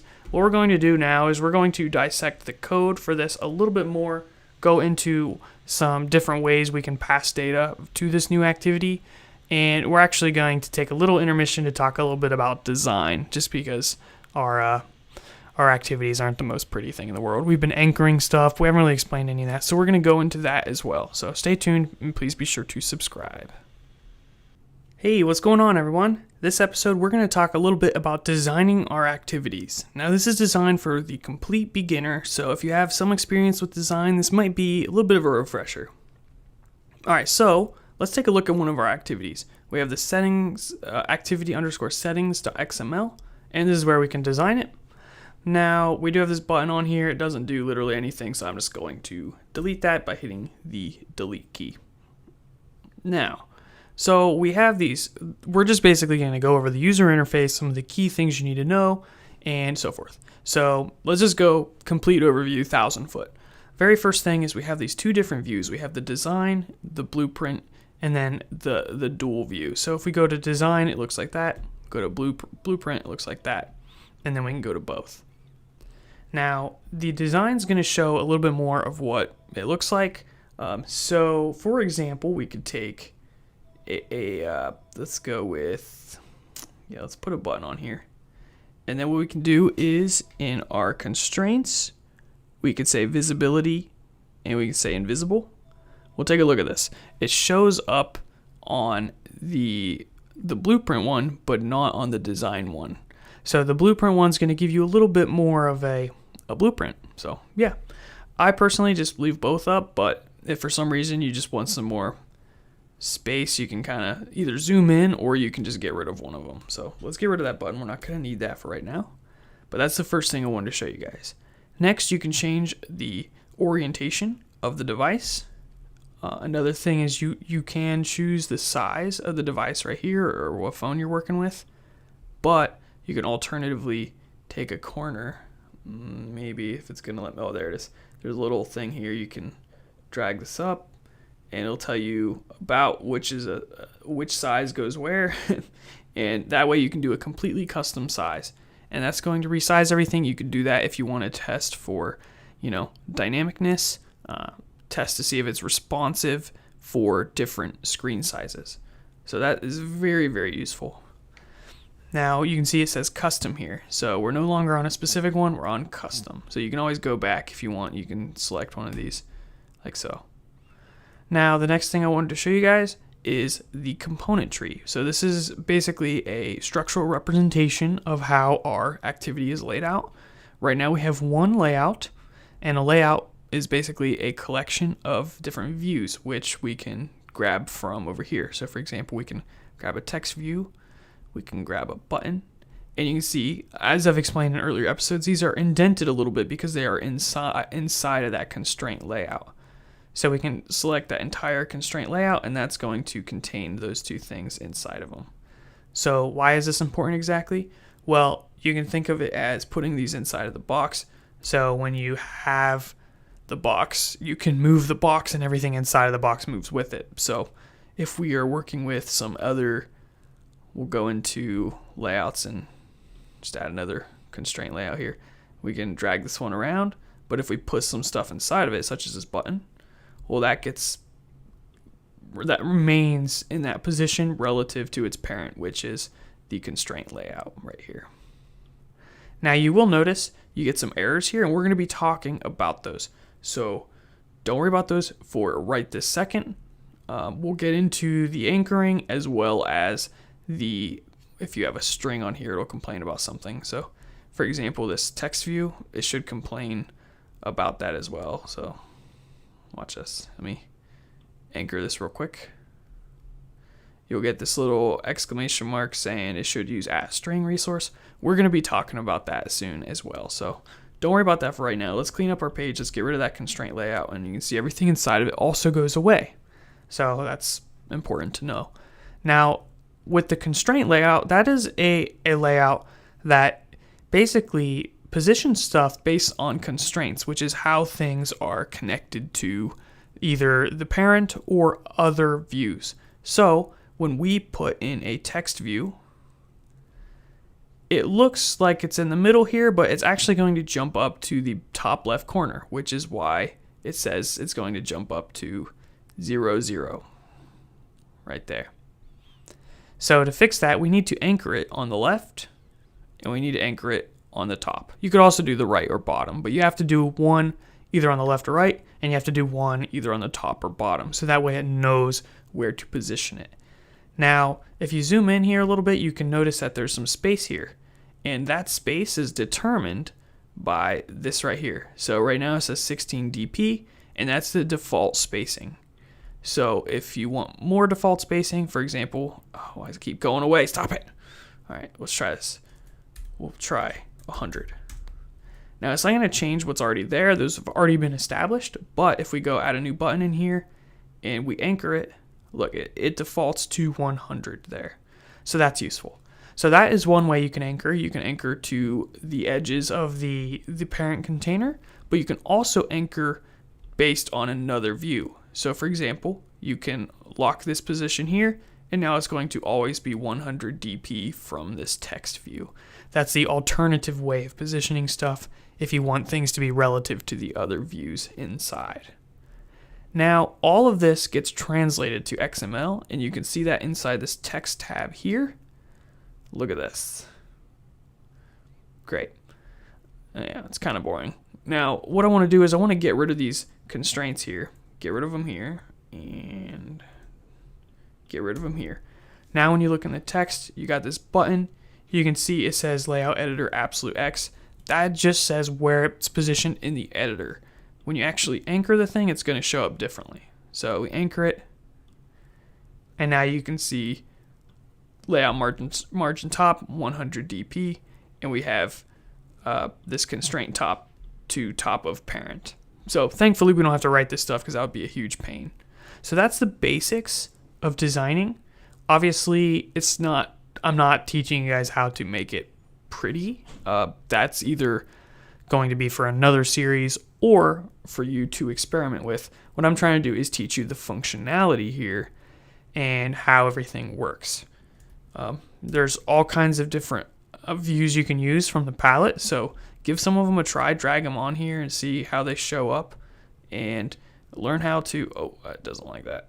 Okay, all right, well, fragments, that's a whole nother beast. We're going to talk about those later. Fragments is basically where you can put it's kind of like a miniature activity that you can put inside of your other activities, and you can reuse them and so forth. So that's the basics. Hopefully it was helpful. Let me know in the comments if it was, or if you'd like more of this stuff. Let's go into the next episode because we're going to get into some more cool things. So thank you guys for watching. Be sure to subscribe and all. Hopefully that gave you enough information to actually position stuff where you want them. All right, bye. Hey everybody, this episode we're going to be talking about this little issue you get when you're working with a text view. It says something stupid like hard-coded string text view should use @string resource. So what in the world is this, and why am I getting this warning? Now, by the way, this is a warning, so you can execute the code just fine. Now, it's kind of unrelated, I'm sorry guys, but if you take this and you get rid of these anchors, like so, hey, well, you're going to get this error here, but it actually still executes. Just it's going to reposition at runtime, so I don't even know what I'm saying with that. Let's go back to what we had. All right, so I was just basically saying that these are not mandatory to solve, but they are highly recommended. All right, so when you're working with a really simple application, it doesn't really matter. You can just go in here, you can go in here and put some text and say something cool like, I don't know, horse. And that shows up, and it's pretty. And, you can do all kinds of anchoring stuff, and you can make your pretty user interface, impress your friends, go in here and make it, like, cool. Yeah, so that's your button. And, okay, not a button, sorry, that's your text view. Well, we're getting this warning, and basically, whenever you have your text, you want to try to avoid hard-coding text. So this is hard-coding because we're typing it in, and if you look at the XML, take a look at this. Horse, right there. We don't want to do that whenever we can.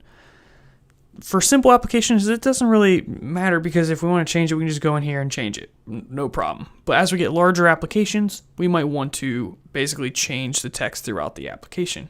So it depends on how soon you feel it necessary to do this. It might just be best to do this from the very beginning, and I think that is what most guides are going to recommend. So instead of saying horse here, we could basically obtain the value of what should go here from another resource. So basically, we're going to separate out all of our strings to another resource. Now, where is that resource? Well, if you take a look at your project here, and you got your layout here, just go down a little bit more and into the values folder, strings.xml. Double click that, open it up, take a look. And basically we got a key and then we have a value. So we can go in here and we can manually edit this, or what we could do is we can click open editor and it says edit translations and for all locales, blah, blah, blah. So this is also really good and recommended for translation use. So basically you can swap out the strings for a different language very easily. So what we're going to do is we're going to click this little plus button, give it a key. So we'll say, I don't know, my string. No, it looks like we want to go with this, yeah, underscore. Default value is going to say horse. All right, so now we could use this my string instead of horse directly, and then we can go in here and change this value and it will propagate, changing any reference to it. So let's take a look at our activity. Got a little bit much going on here. So we were in the we were in this activity settings.xml. Go back to the design,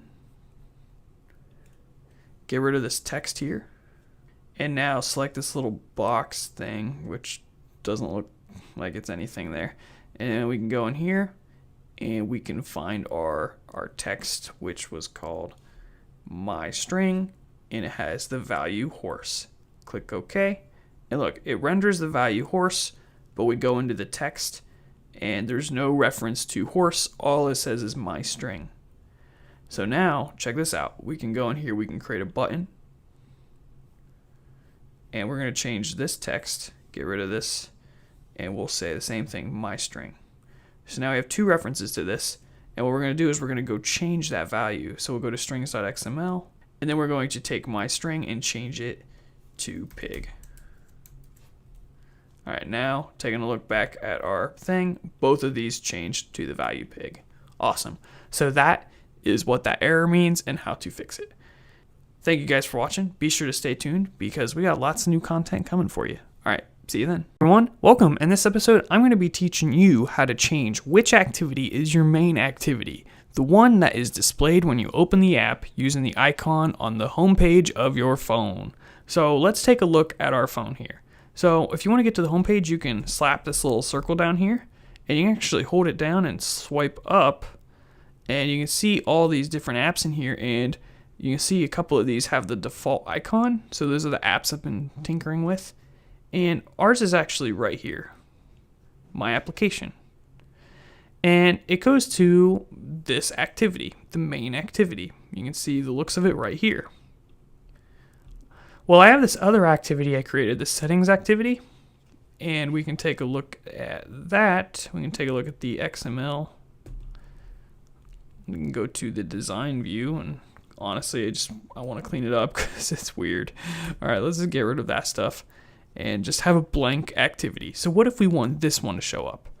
Well, we have this magical file, the Android manifest, and this basically describes a lot about your application and the activities that are inside of your application. And this stupid yellow highlighting is annoying. But anyways, the thing we want to find in here is, you can see we have our application. It opens here and closes here. Then inside here we have two activities. So this is one and this is another. You can maybe minimize that to see it a little better. So this is the settings activity, and then this is the main activity. So ignoring the name there for a second, we have this category and it says launcher. And then we have this other action here that says main. And these are the two things that determine which one comes first. So if we cut all this and we actually put it inside of this other one here, paste that there, save this, and we're going to run it.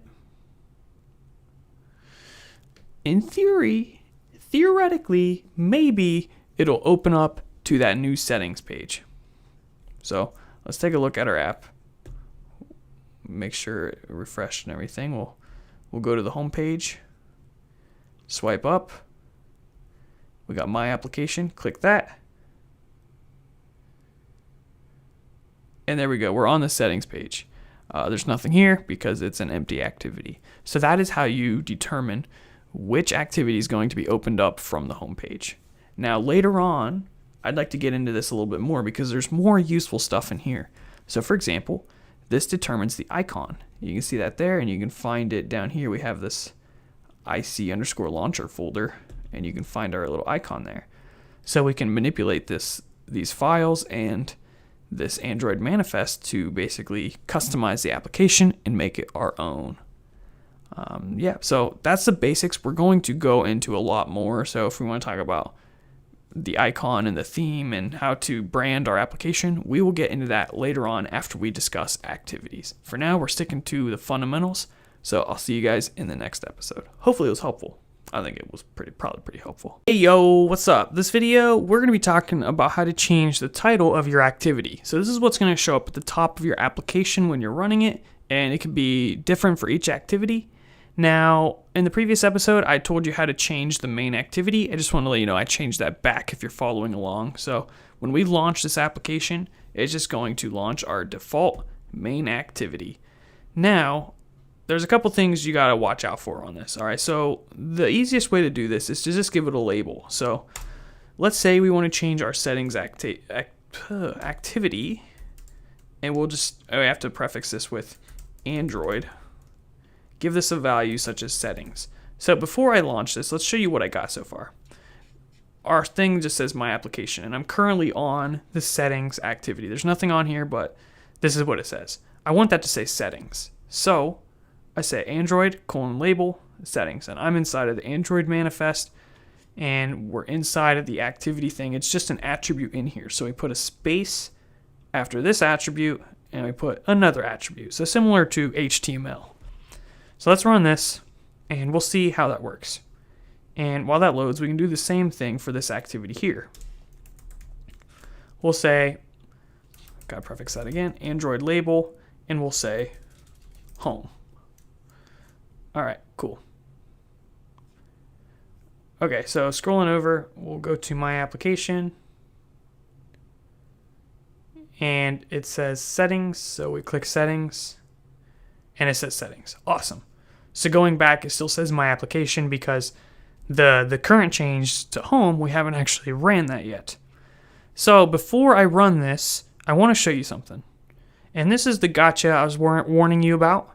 When we change that label on the main activity, we actually are going to change the title of our app. So if we swipe up on here, it says my application right there. Watch when I change this label to home. So I'm going to run this now. It's actually going to change the name of the application to home. So if you are working with the activity, the main activity, and you want to change that label, there's another way you can do it that I'm going to show you, and that'll fix the problem. So let's take a look at this. It says home at the top, so that works. But when we take a look at our apps, you can see it says home, which is not what we want. So let's not do that. We're just going to label this learn Android, and we can actually change the name of the activity, the title of it, inside of the Java. On the onCreate, we can say set title, pass in a value of home. Now we can run this and we'll just check to make sure everything works as expected.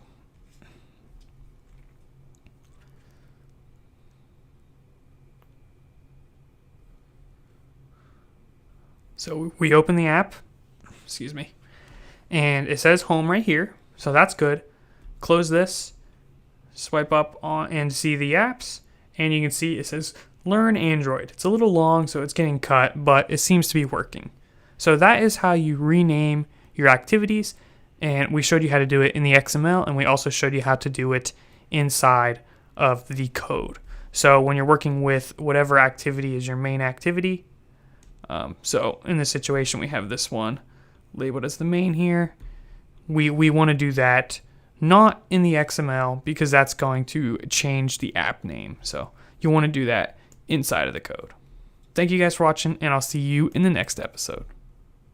Hey, what's going on, everybody? In this episode, I'm going to be teaching you how to do backwards navigation from an activity. So to illustrate this, let's take a look at my app. So we have this button, it goes to settings, which is really just empty, it doesn't do anything. But you can see there's this arrow here, and that'll bring us back to the home page. It's actually really simple to set up, and you can think about this as this home page being the parent, and when you click this settings, this is a child activity. And then we just say, hey, we want to label this as the parent, and then the arrow just automatically appears. So it's actually really simple, and the way you do this is you go into your Android manifest inside of app manifests, and we'll scroll in here just a little bit, and we have the main activity, and that is defined as the main using this intent filter. The previous episode I taught you how to change which one was the starting activity. Well, we changed it back to this main activity, and we want to set that as the parent. So we actually go into the settings activity, and we add a new label here, and we say Android. Here, I'm going to bring this down to a new line so we can see it nice. Android : parent activity name, and set that equal to .main activity. So I did that once and compiled it, which is why it worked, but if you're following along and you create an activity, that arrow is not going to be there by default unless you set the main activity as the parent using this attribute right here. Alright, so what you can do is you can run it, and I'll prove to you that it works because it's going to be exactly the same as we have it. So our app will launch, we click settings, and then there's the arrow there. So nice and simple, that's how you do that, guys. Thank you for watching, stay tuned for the next episode, and please be sure to subscribe. Hey there, what is going on? In this episode, I'm going to be teaching you how to pass data from one activity to the next activity. So obviously you can use this if you need to connect to activities, or you need to change the way an activity acts based on the data passed in. So we're going to break this down to the simplest components and just work with two very simple activities. We have the starting activity, the main activity with a button, which opens another blank activity. If you want to see this in action, check out this sick app right here, click settings, and boom, it pops up right here. We've built this throughout this series, so I hope you have some experience with at least launching an activity, but I'll show you the code that, you'll see that code in this episode as well. So let's go back to the home page here, and let's take a look at our code. So we have the XML here, but now in the code, we just have this launch settings, which is the event handler for when you click that button. And we have the code to launch our other activity, which is right there.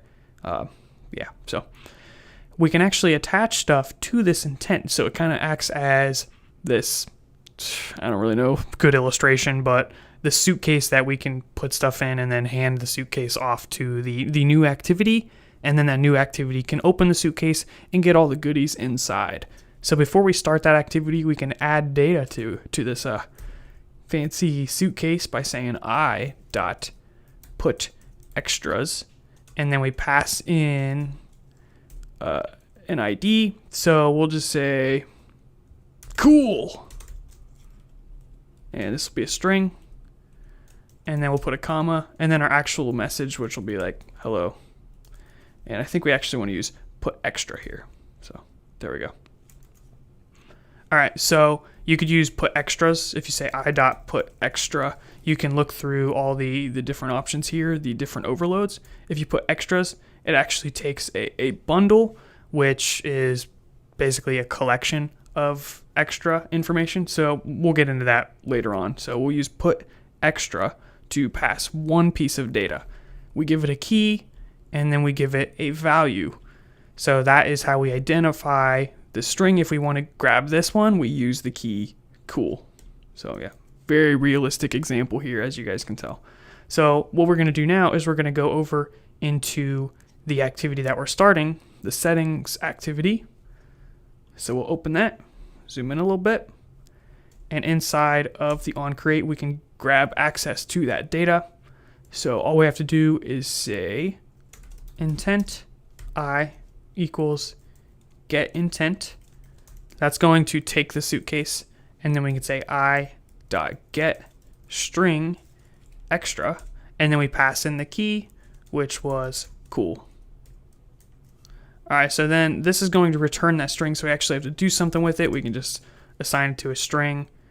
We'll just say string message and assign it this right here. All right, so this message will now contain the value hello, which is the value associated with that key there. So if you want to see that, we could put a view on the activity to display it. So let's try that. We will go into the XML for this. So activity settings, and we're going to drag in a text view. We'll just plop it right here. And we'll just center it in the very middle of our application, like so. And then this is going to have an ID of just TextView. So inside of our Java code, we can say FindViewById R.id .TextView, and then we can say dot set text. And to get this to work, we have to cast this to a text view. So we'll say type of text view, and we need to put parentheses around all of that before we put the dot here. Set text. Now we should be able to put in a value, and we'll put in that message like so. All right, it doesn't look like we have any errors, but you know, there's a high chance we do. So we'll just run it and see if everything works. All right, so run this app, and right now we're just using the hard-coded value. So taking a look at main activity, you can see we're just using this hard-coded value, but you could also get this value from one of the views on the main activity, and we'll show you guys that as well. So let this cycle here. It just finished. It's going to refresh, and we should be able to check to see if it works. All right, so we hit settings, and it says hello. Wow, it actually worked. So we did everything right. Now I want to get this message from another view. So what we're going to do is we are going to go into the main activity XML, and we're going to put in let's go to text, and we'll just use plain text here. Sure, we'll just put it, let's put it above the settings. So we'll put name up here, anchor that to the top. Sorry, my computer's a little slow here. All right, we'll anchor these to the side, and then we'll anchor settings to name right here. Beautiful. This is going to have an ID of EditText. So we will get a reference to that. We'll say string message is equal to FindViewById R.id EditText dot get text. And now again, we're going to have to do that weird casting thing. So we'll just say this is for some reason I always forget the class name. So this is an EditText. All right, so EditText, and then we'll put the entire call in parentheses like so. And then instead of passing hello, we just pass in message. So let's run this. Now just while that, well, okay, we got an issue. Can I resolve method? What? Oh, string is capitalized. So we have to make sure that is the right type. And then we have to say toString. Sorry, there's a lot here. So we get the view, then we get the text of it, and that's not quite string type, so we have to say toString in order for us to store it in a string variable, and then we pass it in here. So that should be everything. And while that loads, let me just go through this all. We get the message, we add it to the suitcase using putExtra, we assign it a key of cool or a name, whatever you want to call it, and then we start the activity. And then in the other activity, the settings activity, we get that intent, we take the suitcase, and we open the suitcase and get the message with the name cool. We assign that to a variable message, and we set that to the text of a view on this activity's screen. So it's a lot going on here, but let's try it out. We'll type in, we'll just go with Caleb, very creative, settings, and it says Caleb. Now, obviously the button saying settings is a little silly. Like, why would you need to pass data from this to the next activity? It's just an example. Another example is you might be making an email application and you might hit reply, and the data you pass might be the person you're sending the email to, their email address, so then it just automatically fills the to field. That's another more useful example. But yeah, this can be applied to lots of different things. So thank you guys. Hopefully that was helpful. It is a lot just to do that very simple thing, but hopefully you can build upon this to create really awesome applications and make millions of dollars. Okay, what is going on? So this whole series, we've been talking about how to create stuff inside of Android Studio. This video is special because we're going to be talking about how to destroy stuff. I usually don't do this stuff because usually it's pretty simple to figure out, but just if you need a little bit of assistance, we're going to be talking about how to remove an activity from Android Studio and just be sure that we get all of the stuff floating around that references it. So why exactly? Well, because I have this settings activity and I decided I want to destroy it. I want to instead create a contact activity. So you have two options. One, you can rename stuff and change references and make sure everything could be changed to this new contact activity, or you could just delete the settings activity and start fresh. I generally prefer starting fresh if things are pretty easy to get started, and creating a new activity of this complexity is really not going to be really too difficult. So what are we going to do? Well, if you see, we have the settings activity over here in the Java folder. You can right click this and you can find usages, and this is going to show where this activity is referenced in your code. So you can see it is referenced inside of the main activity, inside of a method. So what we can do is we can basically go through these references, and you can double click it. The most expanded one will show up here, and this will reference that activity, so you can change this code here. So get rid of that. You could also get rid of this method altogether if you want this event handler to not do anything. So we'll get rid of that. That was a button handler on the main activity. So that's one thing, and now you can see it says invalid down here, so that's cool. So now next up we have in the layout, let's double click this. This is in the settings activity.xml, and it references it inside of here. But we're actually not going to need this XML file at all, so what we can do is we can just delete that, and that's going to be right here. So we're going to right click this and delete. Delete that. The other usage is not expanded right here. Double click this, and this is inside of the Android manifest. So there's this activity reference right here, and that refers to the settings activity. Make sure you're not deleting the main activity. You can check to see where it ends by looking for the / and then the greater than sign. Or you might also see something like this here, and then a closing tag like this. In this situation, you would close the entire section. So do that there.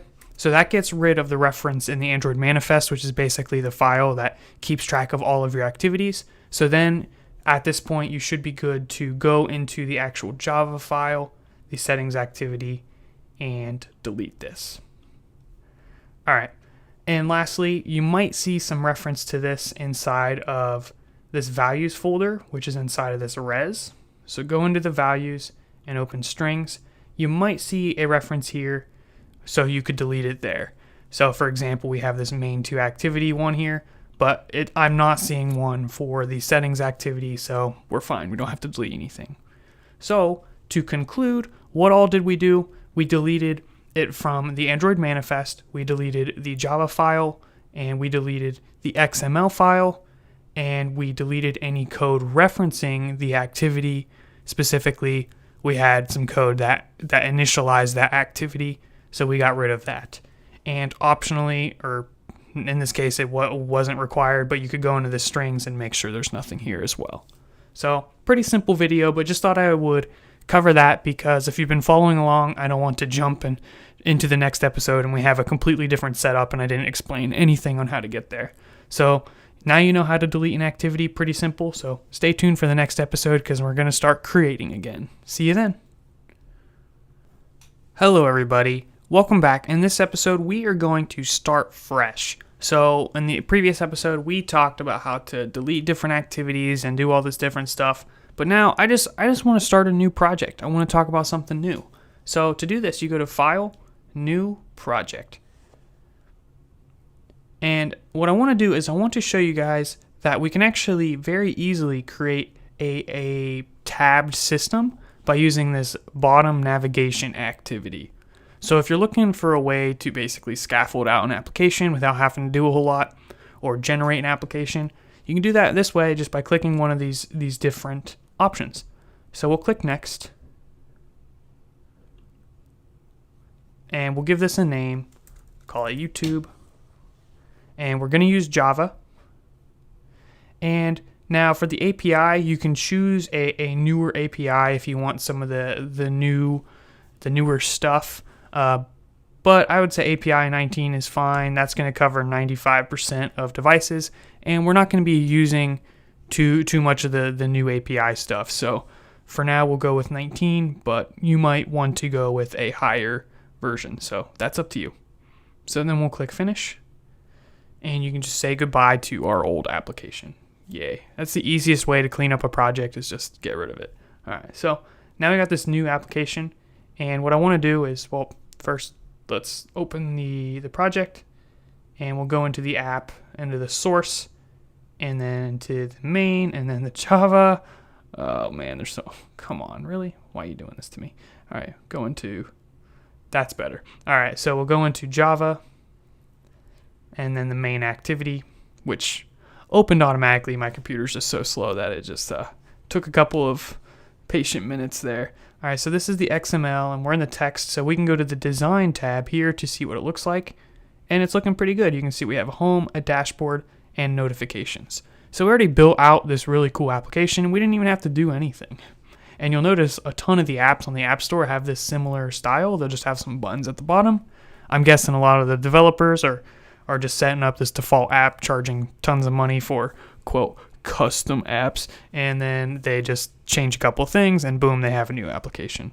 But in reality, they're just using one of the default options. So let's run this thing and just see if it looks anything like this, if it looks pretty good. We can also look in here and see how it scales by dragging this here. And it seems to be very dynamic. We can also check the, switch the orientation here. We go landscape mode and see how it looks there. Yeah, so this is a very common style. Let's take a look. Oh, that's our old application. We can X out of that. Let's take a look at the app and see how it looks. Give it about, I don't know, 30 hours.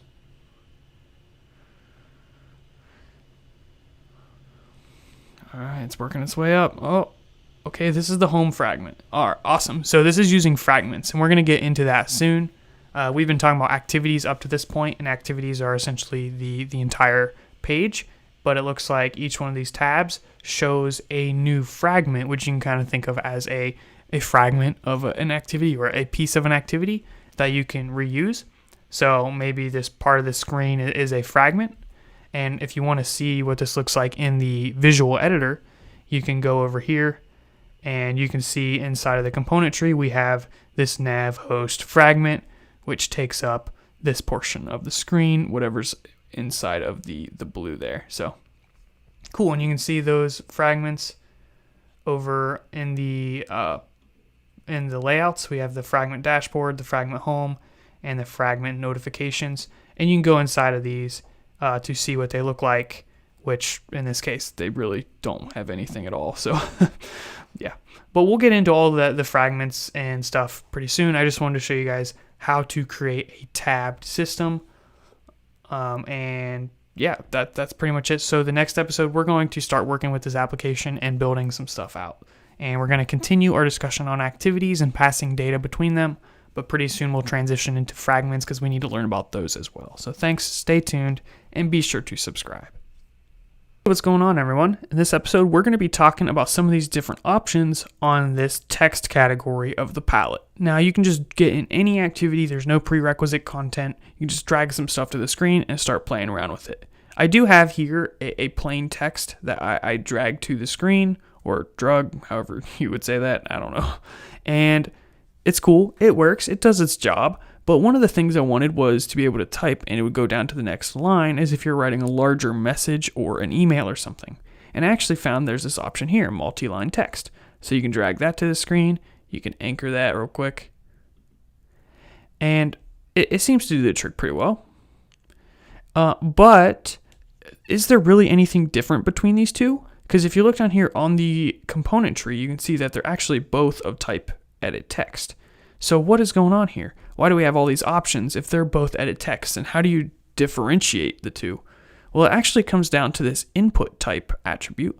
And you can see there's a bunch of different options on here. One of which is this. In this case, we just have this text person name here, which when you check that, it checks text and text email address and text short message. So in other words, we can combine various selections here to customize the input. So let's take a look at this one. When we go to this one and we go to input type, we have text multi-line. So that allows it to work across multiple lines. So the difference between a lot of these text options on this palette is that we just have different customizations for the type, for the input type. Now, this isn't the case for everything. For example, we have one of these is the multi-autocomplete text view, as well as the autocomplete text view. So we can drag one of these to the screen. And I will anchor this to the bottom.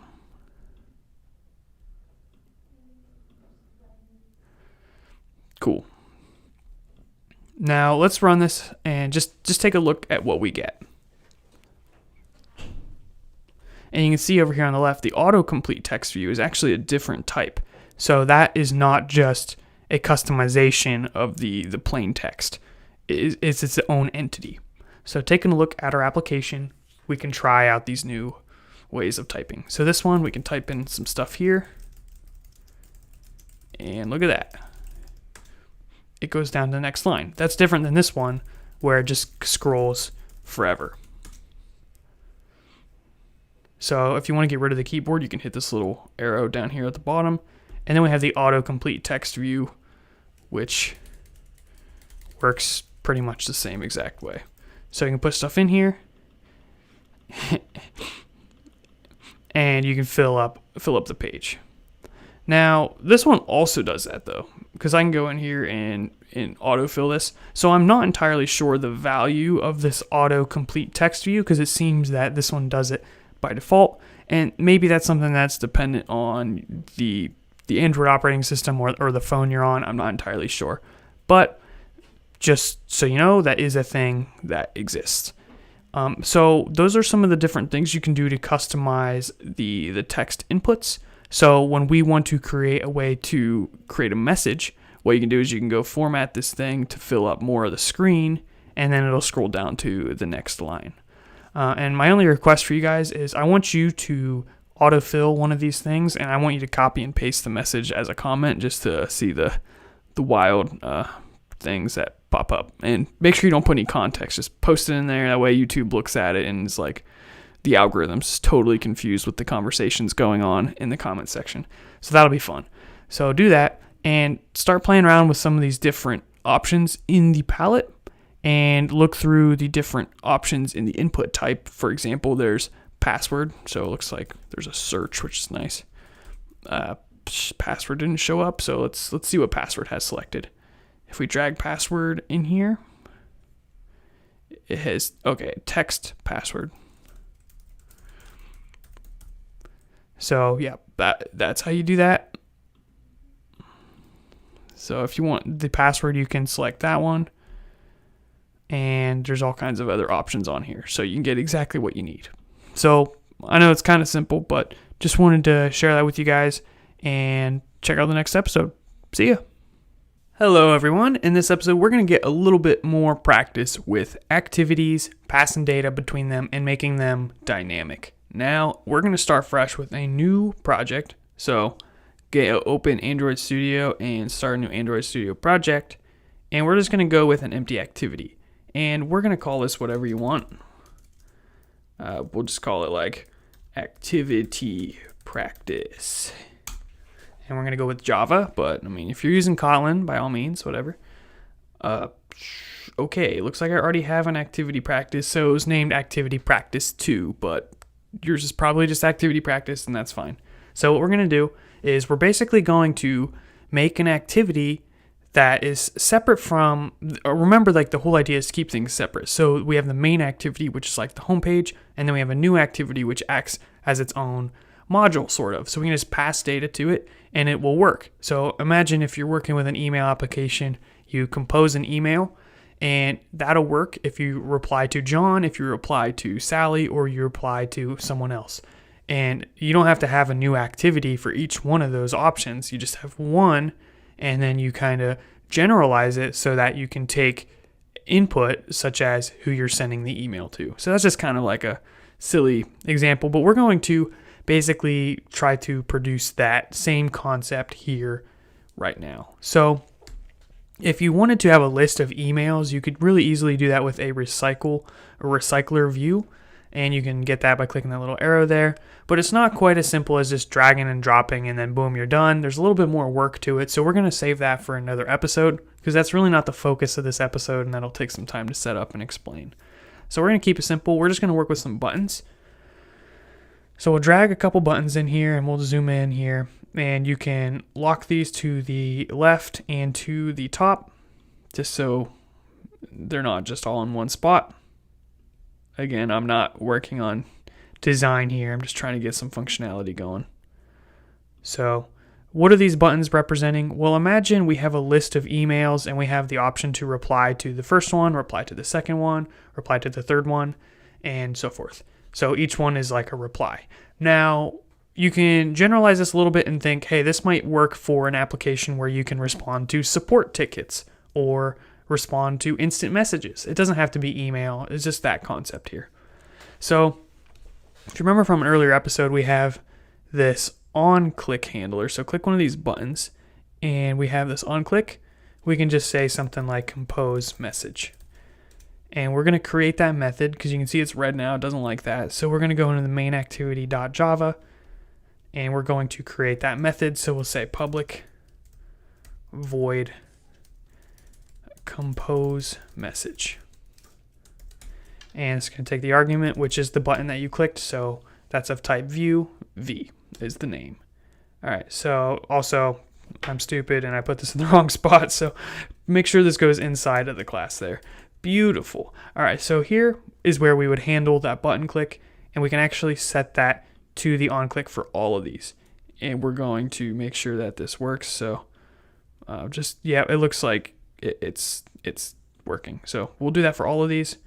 Go to the onClick and compose message. So regardless of which button we click, it's going to work. So now we can change the text on these. Let's say the first one is reply to John. This one is someone else.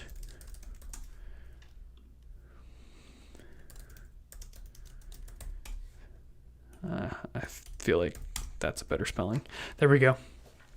So reply to John, reply to Sally, reply to Amy. Now, regardless of which one you click, you want to do the same thing. You just want it to be a little bit different. So let's create that new activity. And to do that, you go into where your main activity is, right click that folder and say new activity. And we're going to go with an empty activity. And we'll just call this compose message activity. And that will generate the file here as well as the XML, which will be named activity_compose_message.xml. And it looks exactly like the one we had, but now we have to put a little bit of stuff on here as well. So we will start with a text view, which is just going to basically imagine this being who we're sending the message to. So that's what we're going to dynamically change. And then we're going to actually have a multi-line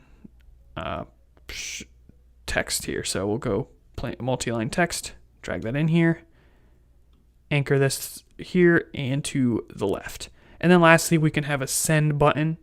So we might want to give this a little bit more space. So you can drag down the corner here. And then we can have a button, which we'll just put below it.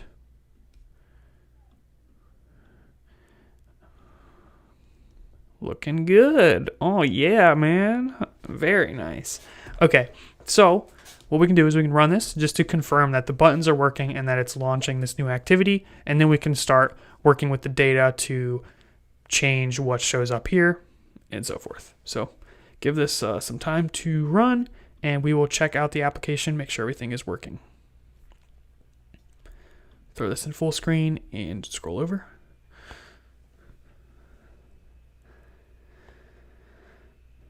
All right, so we reply to John.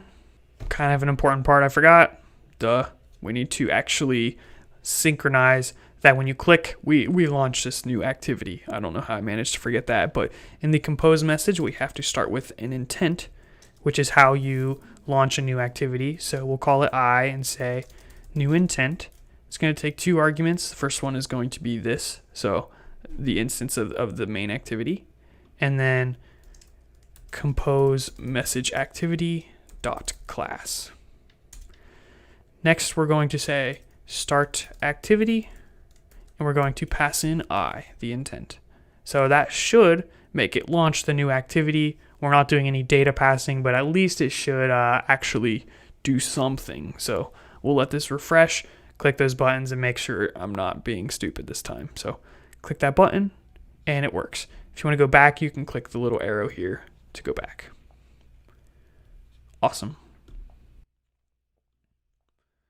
And you see all three of them work, so we are in business. Now we have to talk about how to actually pass data between the two. So what are we going to do? We're going to get the person's name, so we'll create a string. And then what we're going to do is we're going to take that name and we're going to pass it with the activity or with the intent. So we'll say I dot putExtra. We'll give this the name, comma, and then the actual value, which is going to be stored in this variable here. So now we have to get this value. And to do this, we just say v.getText. This isn't an option on this object, so we actually need to cast this to an EditText instead of just a view, and then pass this whole thing in parentheses before the dot. There we go. So that is how we get the name. Great. Now we can access that inside of the other activity. So let's go over here to compose message activity, and inside of here we can say get intent. That's going to return an intent, so we'll just assign it to a variable called I, and then we'll say string name is equal to I dot get string extra, and pass in that key, which is name. So now we should get whatever that name is here. And now what we can do is we can dynamically update this value here, so to say that we're sending a message to whoever it might be. So let's do that. Let's get that thing's ID. We'll go into the activity main here. Or no, sorry, this one. And grab that text view. So the ID is just text view, and we need to set the text attribute. So we'll go in here, and we will say FindViewById, R.id, TextView, set text. Same thing here, we just need to do the casting, so we'll cast this to a text view,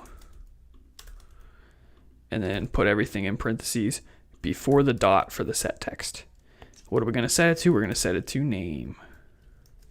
All right, we're not getting any errors on this page, so that all looks good, but in the main activity.java, it looks like we have an error. So let's take a look and see what is going on. I'm not seeing anything, so maybe it's just a little confused. Let's run this and see if it compiles. Okay, cannot find symbol class EditText. Okay, yeah, that's just because we need to capitalize it. The class name has a capital. So let's run this now. Editable, cannot be converted to a string. Okay, so to fix that, all we have to do is say toString. Pretty simple. Run that. Now let's give this a try.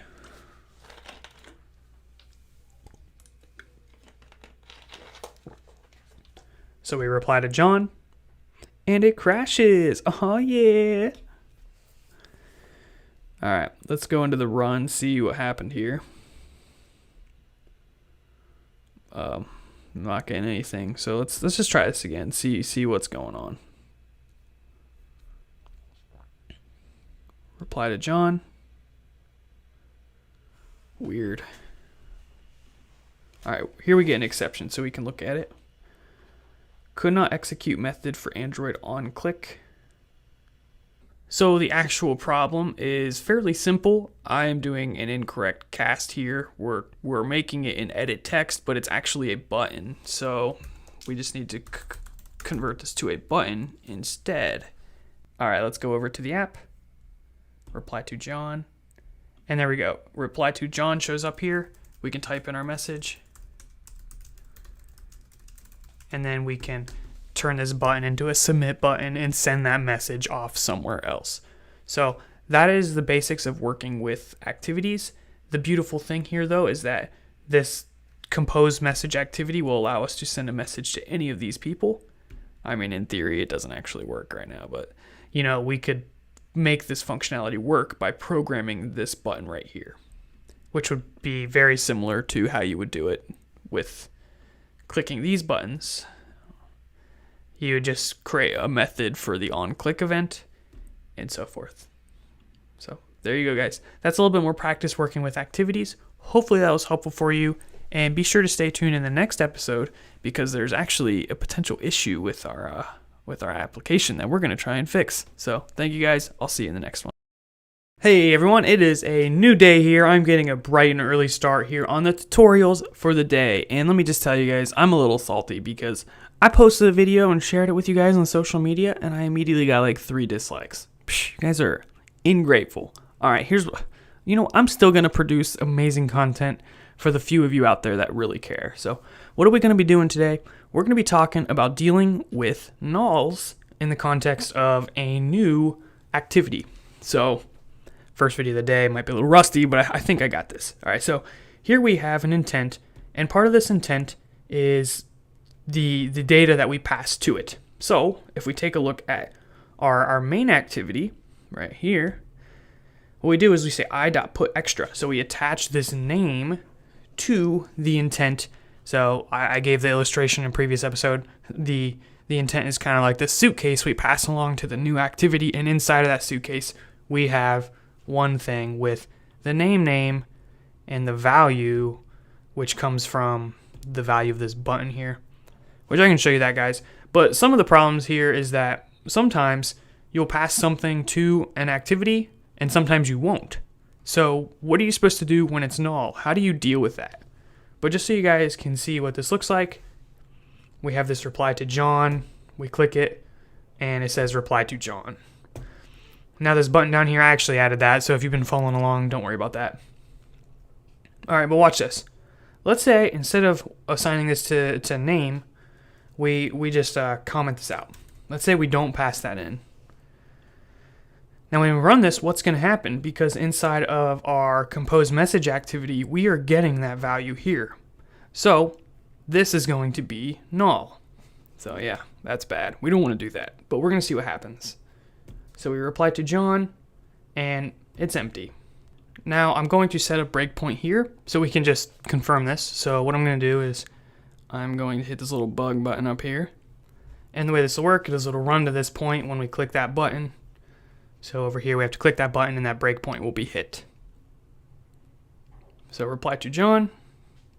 This is hit. Check out the value of name. It's evaluating, and it's null. So it's not the value null, it's not a quoted word null. Null actually means no value. So when we're setting the text here, we're setting the text to null. We're not getting an exception, so that's interesting. It works, but we're not actually showing any value there.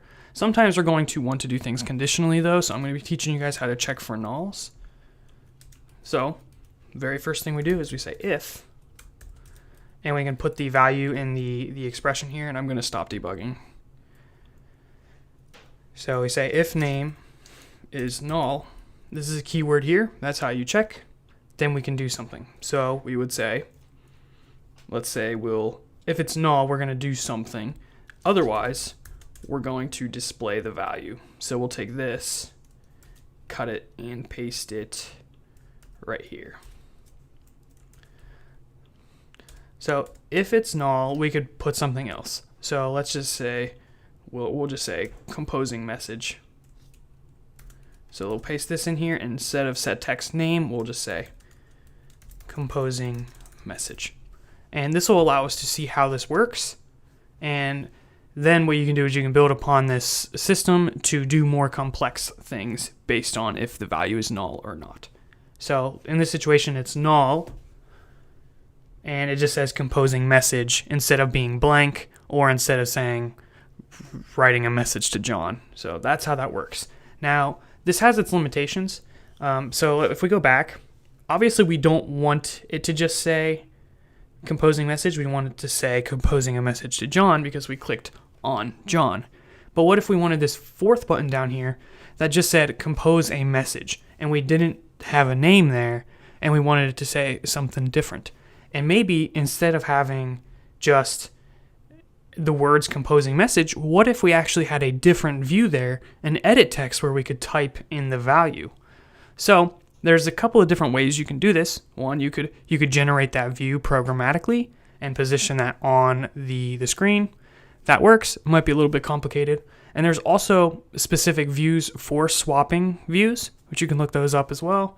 But there's actually a third way, which seems a little brute force, but it's actually the easiest, is just to toggle the visibility of different views based on whether a value is null or not. So what